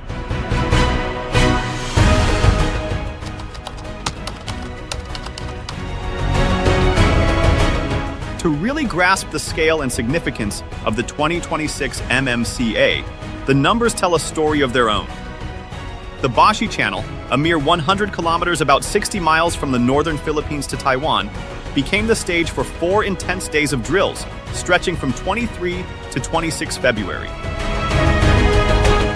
3 nations, Philippines, US, and Japan, brought together aircraft, warships, and Coast Guard units, all operating over Batanes airspace and the waters west of Luzon. For the first time, these exercises reached this far north, beyond the usual South China Sea corridors, marking a historic expansion in geographic and strategic scope.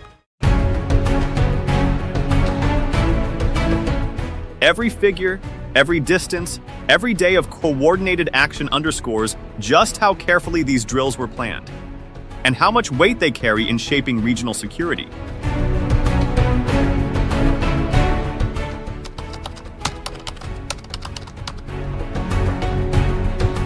The 2026 MMCA over the Bashi Channel isn't just another exercise on a map. It's a turning point. For the first time, Allied forces have pushed well beyond the familiar South China Sea waters, stepping into areas that lie immediately next to Taiwan, where the stakes are highest and the tension palpable. On the operational side, the drills sharpened readiness and interoperability, proving that these forces can move, communicate, and coordinate seamlessly under pressure. Politically, they sent a clear message. The Philippines, US, and Japan are willing to project presence in sensitive waters, even as China watches closely and labels such moves destabilizing. Strategically, this isn't a one-off. The drills reinforce a pattern of trilateral integration, hinting at a future where cooperation continues to grow in both scope and geographic reach, shaping the balance of power in Northeast Asia for years to come. If you found this analysis valuable, share your perspective in the comments. Your insights help deepen the conversation and sharpen our understanding of evolving regional dynamics. Thank you, and we will see you soon in our next geopolitical discussion.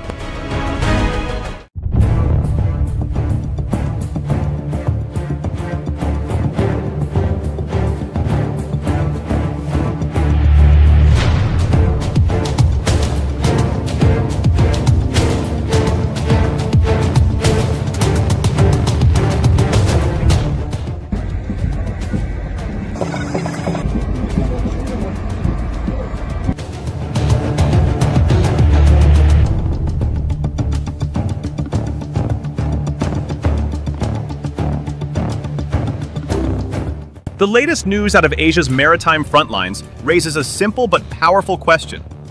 What changes when a country stops talking about maritime security and starts receiving ships that can actually enforce it?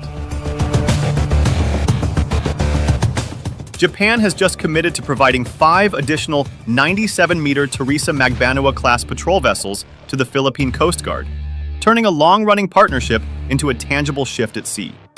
This is not a ceremonial gesture. It is steel in the water, endurance on patrol, and presence where pressure has been constant. Think of it this way. For years, the Philippines has been asked to stand firm in contested waters with limited offshore assets, often facing larger and more numerous foreign vessels. 2 large patrol ships were never going to be enough for a country with one of the world's longest coastlines and some of the region's most sensitive sea lanes.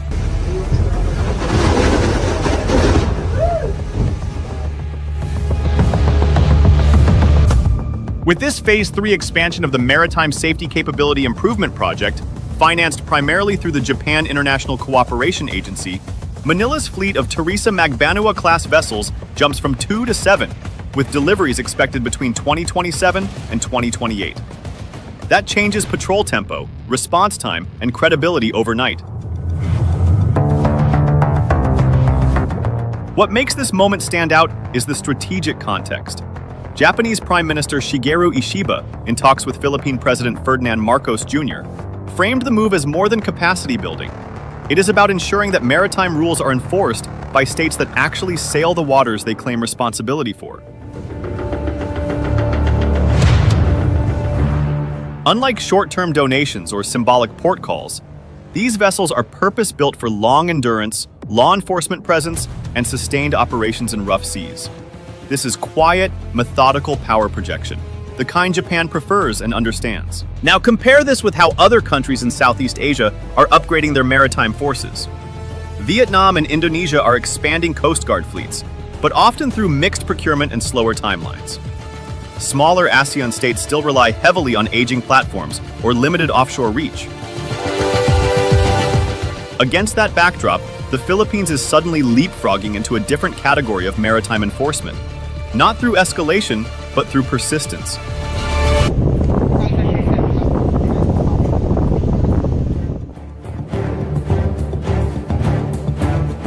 Seven large offshore patrol vessels mean continuous coverage, rotation without gaps, and the ability to show up consistently rather than episodically.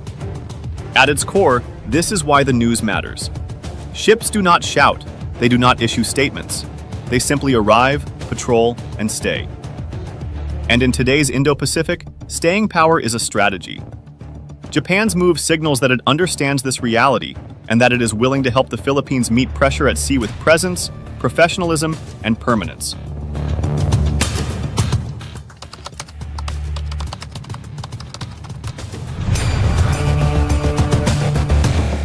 At the center of this expansion is a ship design that quietly does a lot of heavy lifting, the Teresa Magbanua-class. These are not symbolic hulls meant for photo ops. They are 97-meter multi-role response vessels engineered for long, grinding patrols, exactly the kind of missions the Philippine Coast Guard is being forced to run more frequently in today's maritime environment.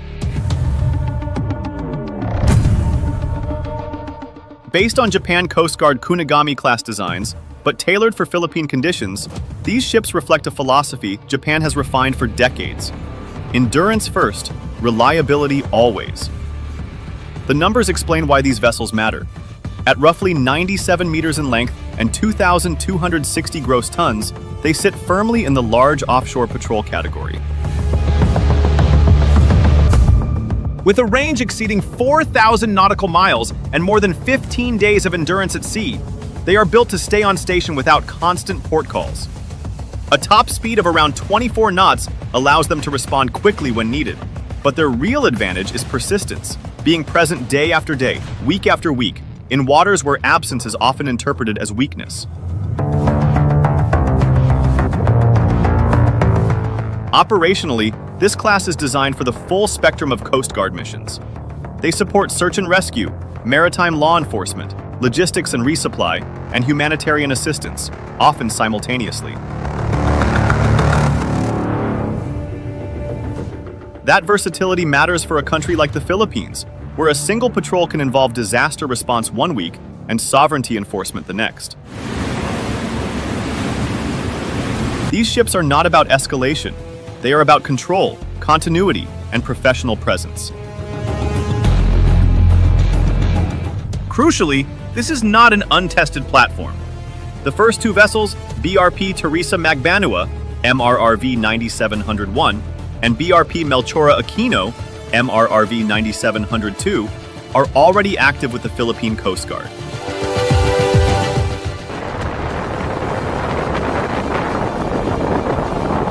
They have taken part in sustained offshore patrols and joint exercises, proving that the design works under real operational pressure, not just in trials or calm seas. Their performance has effectively validated the class and paved the way for the additional 5 hulls. These ships represent something bigger than specifications. they signal a shift from reactive deployments to continuous maritime governance. With 7 Teresa Magbanua-class vessels in service, the Philippine Coast Guard gains not just more ships, but the ability to rotate patrols, maintain presence without fatigue, and respond to crises without leaving gaps elsewhere.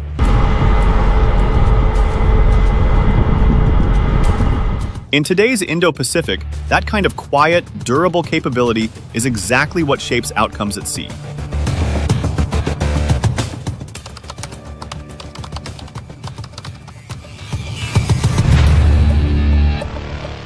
The defense relationship between Japan and the Philippines did not emerge overnight.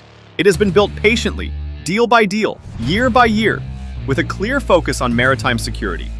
Since 2013, the Maritime Safety Capability Improvement Project alone has delivered 12 Japanese-built patrol vessels to the Philippine Coast Guard, quietly transforming it from a lightly equipped service into a force capable of sustained offshore operations. Few partnerships in Southeast Asia have produced such concrete, operational outcomes over such a long period. What makes this partnership stand out is its depth. Japan is not only supplying ships, it is also the Philippines' largest bilateral official development assistance partner, blending development finance with strategic security goals. This approach reflects Japan's traditional strength: long-term capacity building rather than short-term signaling. Each vessel, training program, or system upgrade is designed to last decades, not news cycles. Beyond patrol vessels, cooperation now spans crew training, maritime radar systems, information sharing, and regular joint exercises. These are not add-ons, they are force multipliers.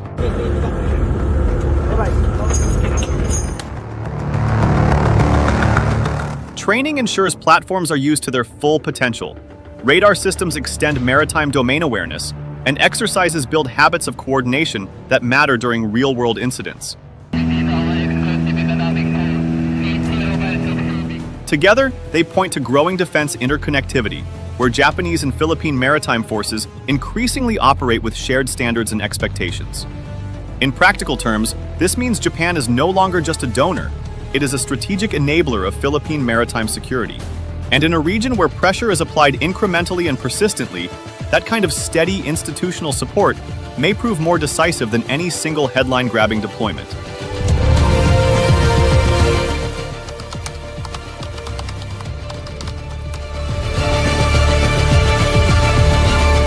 Before the latest commitment of 5 new vessels, Japan had already reshaped the operational backbone of the Philippine Coast Guard through a carefully sequenced transfer of patrol ships.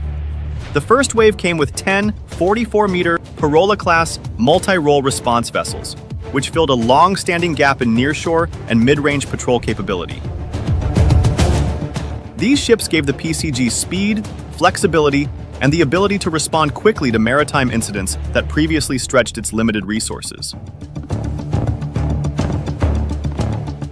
The second, and far more consequential step, was the delivery of 2 97-meter Teresa Magbanua-class large patrol vessels. These ships pushed the PCG decisively into the offshore domain. With long endurance, greater seakeeping, and the ability to remain deployed for weeks at a time, they enabled sustained patrols deep inside the Philippines' exclusive economic zone, where visibility and presence matter most. For the first time, the PCG could maintain extended operations without relying on constant port access or naval support. Together, these Japanese-supplied vessels transformed how the PCG operates. Instead of reacting sporadically to incidents, it gained the capacity to patrol continuously, respond faster, and remain on station longer. In a maritime environment where challenges often emerge far from shore and unfold over days, not hours, this shift has been critical.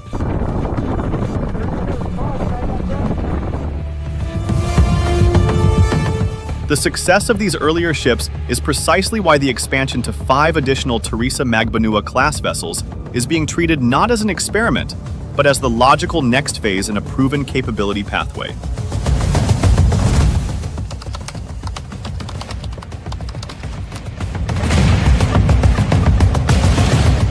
Out at sea, tension in the South China Sea no longer arrives with dramatic declarations or open conflict. It shows up quietly through close-range maneuvering, blocking actions, water cannons, and prolonged shadowing. MRRG 4406. You are advised that you are currently sailing inside the Philippines. For the Philippine Coast Guard, encounters with the China Coast Guard near disputed features have become increasingly frequent and routine. Each incident may appear limited on its own, but together they form a sustained pattern of pressure designed to wear down presence and resolve over time.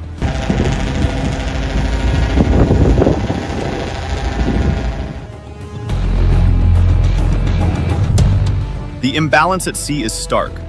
China operates hundreds of Coast Guard vessels, many of them large, steel-hulled ships capable of long-range, extended offshore operations. In sheer numbers and mass, this fleet outclasses those of Southeast Asian states combined.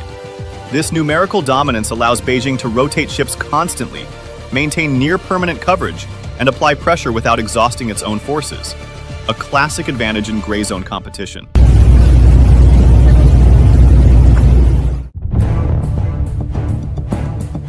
These dynamics are precisely why modern patrol assets matter. Gray zone tactics thrive where presence is thin, endurance is limited, and response times are slow. Large, long-range patrol vessels disrupt that logic. They stay on station longer, rotate without gaps, and make it harder for coercive behavior to go uncontested. In today's South China Sea, deterrence is not about firepower. It is about persistence, visibility, and the ability to show up every single day.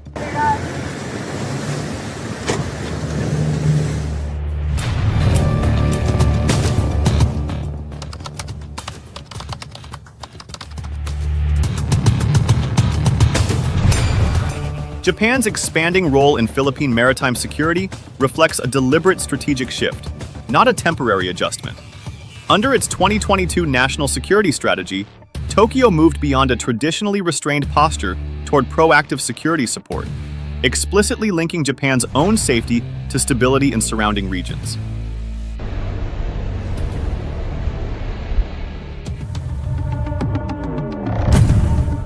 Assistance to partners like the Philippines, especially in maritime law enforcement and domain awareness, fits squarely within this framework. It is defensive in nature, lawful in purpose, and aimed at preventing escalation by strengthening the ability of frontline states to manage pressure on their own terms. Alongside Japan, the United States continues to play a central role. A U.S.-led maritime security program is currently reinforcing the Philippine Coast Guard over a 3-year period, focusing on operational readiness, coordination, and sustainment.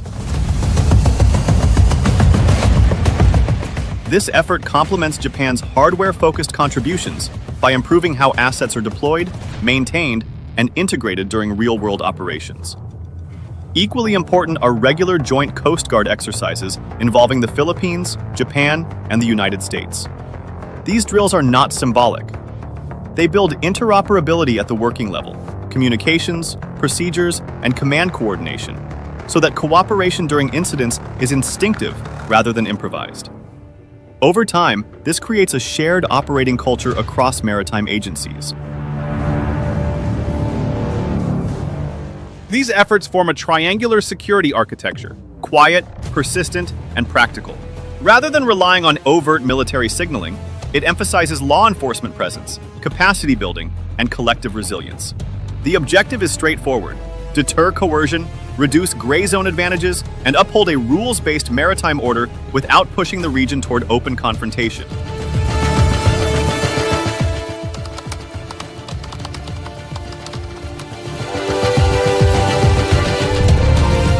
The arrival of 5 additional multi-role response vessels, MRRVs, fundamentally changes how the Philippine Coast Guard operates in the West Philippine Sea and across the country's wider maritime zones. Until now, 2 large offshore patrol vessels, no matter how capable, were simply not enough to sustain constant coverage over one of the largest exclusive economic zones in Asia.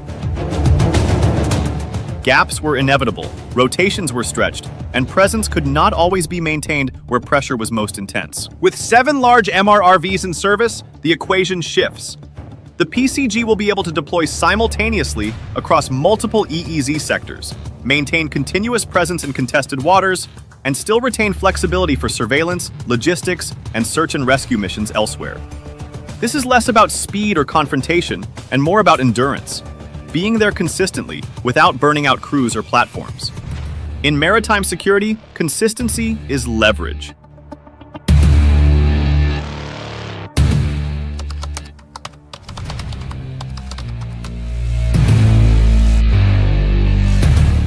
These patrol vessels play a quiet but decisive role in deterring unlawful maritime claims. By increasing persistent presence, they reinforce the Philippines' ability to exercise and enforce its sovereign rights under international law. Gray zone tactics rely on intimidation, fatigue, and the assumption that smaller forces will eventually pull back. Large, visible, and capable patrol ships disrupt that assumption. While these MRRVs are not combat warships, they do not need to be. Their endurance, sensors, and command and control systems make them formidable tools for maritime law enforcement. Every additional day they remain on station reduces the effectiveness of coercive behavior and raises the cost of pressure tactics without escalating to military confrontation.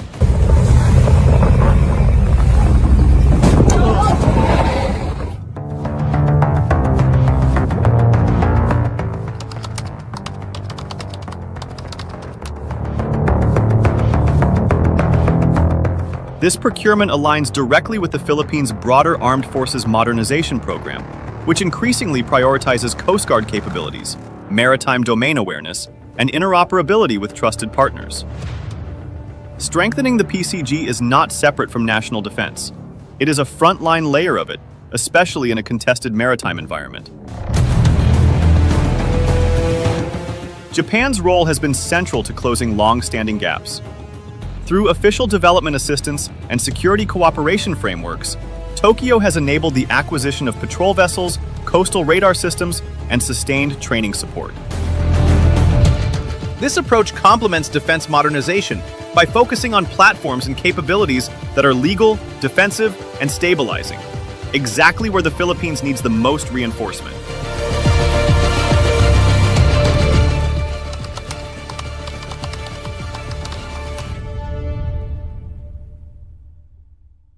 Strategically, the implications extend well beyond the delivery of 5 ships. The Philippines gains a stronger deterrence posture in the South China Sea, while Japan-Philippines defense cooperation deepens into a mature operational partnership. Together with the United States, these efforts strengthen a regional security architecture built on coordination rather than escalation. This cooperation also sends a signal outward. It encourages complementary support from other partners, whether European maritime contributors, U.S. aviation and logistics programs, or future ASEAN collaborations. More broadly, it offers a model for maritime law enforcement partnerships that other Southeast Asian states could adapt to their own needs.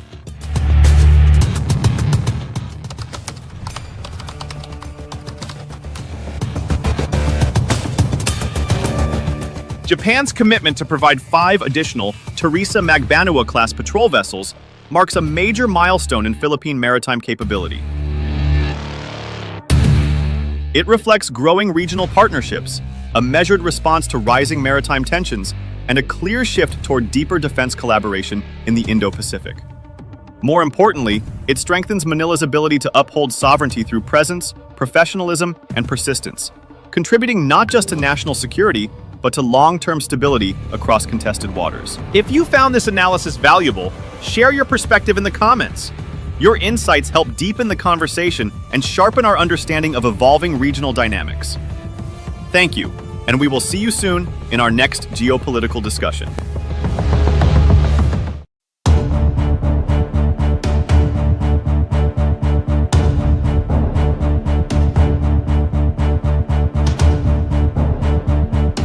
Japan is eyeing an early transfer of warships and aircraft to the Philippines after the country's biggest overhaul of defense export rules in decades.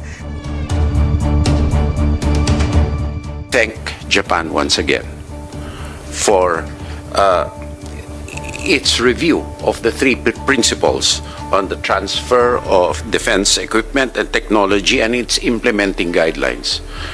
And we were very happy to work with Japan in creating demonstrable results at the soonest possible time. On May 5th, 2026, Japan's Defense Minister Shinjiro Koizumi walked into Manila and signed a deal that nobody believed Japan would sign just 2 years ago.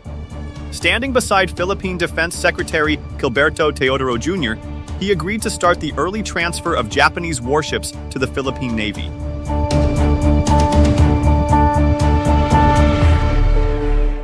The target ships are 6 Abukuma-class destroyer escorts. They are stealth-shaped, missile-armed, and built for hunting submarines. And according to Teodoro, Japan is not selling them. Japan is donating them. For their warm hospitality during my visit. I would also like to express my sincere gratitude for the opportunity to pay a courtesy call on President Marcos. During the Japan-Philippines Defense Ministers meeting we have just held, Secretary Teodoro and I had a very productive but substantive discussion on defense cooperation between our two countries. This is not a small story. This is the moment Japan's 80-year arms export ban finally cracked open in Asia. And it cracked open right where China did not want it to. Let us walk through what happened, why it matters, and what comes next.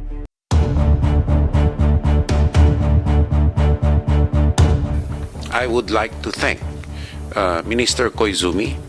He has just come from Indonesia and Australia, countries with whom we have robust defense partnerships in very important engagements. And Koizumi flew into Manila straight from Jakarta, where he had just signed a defense cooperation deal with Indonesia the day before.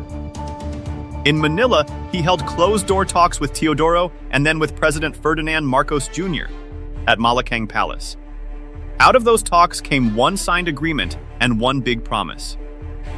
The agreement sets up a joint working group between the two defense ministries. The working group will handle the policy, the operations, the maintenance, the training, and the information sharing needed to move the ships from one fleet to the other. Also, Secretary Teodoro and I welcomed the significant progress that has been made in Japan-Philippines defense cooperation, both in institutional frameworks and operations. The promise was speed. Koizumi told reporters the goal is to discuss the number of ships and the timing of the transfer, and reach a conclusion at an early time. Teodoro added that both sides had already agreed in principle. Working groups, he said, are now finalizing the details.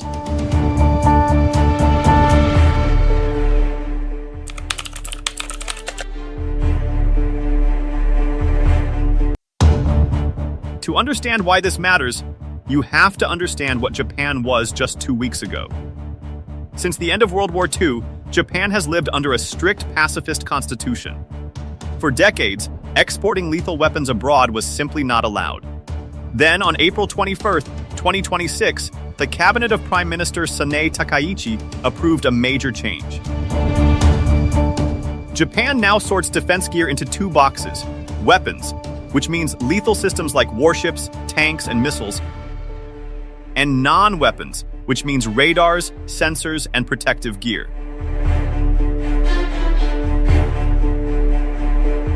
Lethal exports are now possible. They have to be reviewed by Japan's National Security Council. And they can only go to countries that have a defense and technology transfer deal with Japan. Japan currently has those deals with 17 nations. The Philippines is one of them. This is the legal door that just swung open. The Abukuma transfer is the first major naval platform to walk through it. According to the Japan Times, this would be Japan's first export of an entire major warship class in decades.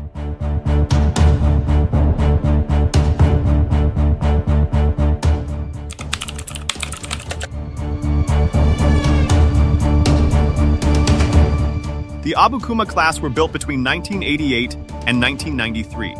There are 6 of them. They were designed to hunt submarines and to fight surface ships in the waters around Japan. Each ship is 109 meters long, displaces about 2,500 tons fully loaded, and runs on a mix of gas turbines and diesel engines. Top speed is around 27 knots. Crew size is 120 sailors. Their loadout in Japanese service includes a 76mm Otobreda main gun, a phalanx close and weapon system for last-ditch missile defense, 8 Harpoon anti-ship missiles, an ASROC anti-submarine rocket launcher, and triple torpedo tubes on each side. They were also the first Japanese destroyer escorts to use stealth shaping to reduce their radar signature. Now here is the catch the Philippine Navy has known about since the inspection talks began in 2025. Under Japan's old transfer rules, weapon systems were stripped out before any export. The ships were going to arrive as hulls, not as ready warships. The new April 2026 rules changed the math. Japan can now consider transferring the lethal gear too. And its implementation guidelines will further strengthen Japan's contribution to peace and stability in the region and the world. According to the Associated Press, the eased rules allow Japan to look at sending up to all 6 Abukumas, and the ships could be used for patrols and detecting aerial, sea surface, and undersea threats. The first Abukuma is set to retire from Japanese service in 2027. The timing is not an accident.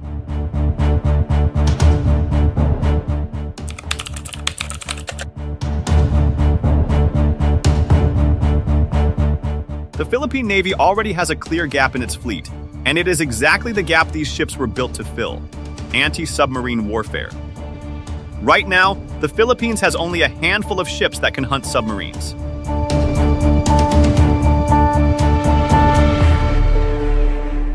The 2 Jose Rizal-class frigates from South Korea, the new Miguel Malvar-class frigates, and a few AW-159 Wildcat helicopters do most of the work.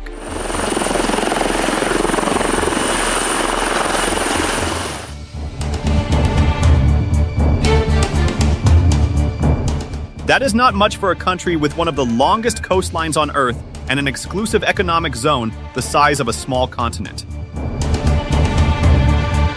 China's submarine fleet, by contrast, keeps growing. Well, the Philippine Navy, through its intelligence, surveillance, and reconnaissance capabilities, monitored 2 PLA Navy ships. Captain John Percy Alcos of the Philippine Navy Public Affairs Office has said the Abukumas line up well with the Navy's operational requirements. He noted they are similar in size, speed, and length to the Jose Rizal-class frigates already in service.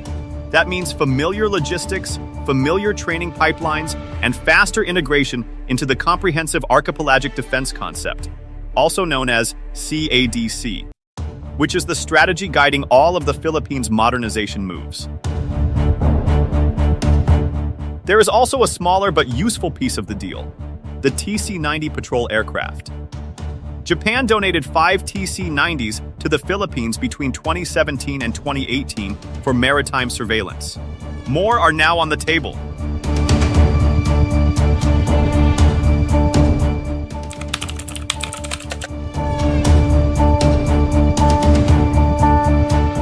To the ongoing U.S.-Philippines hosted multilateral exercise Balikatan 26, we were able to bring in equipment to the Philippines and participate in more advanced training, which had not been possible previously.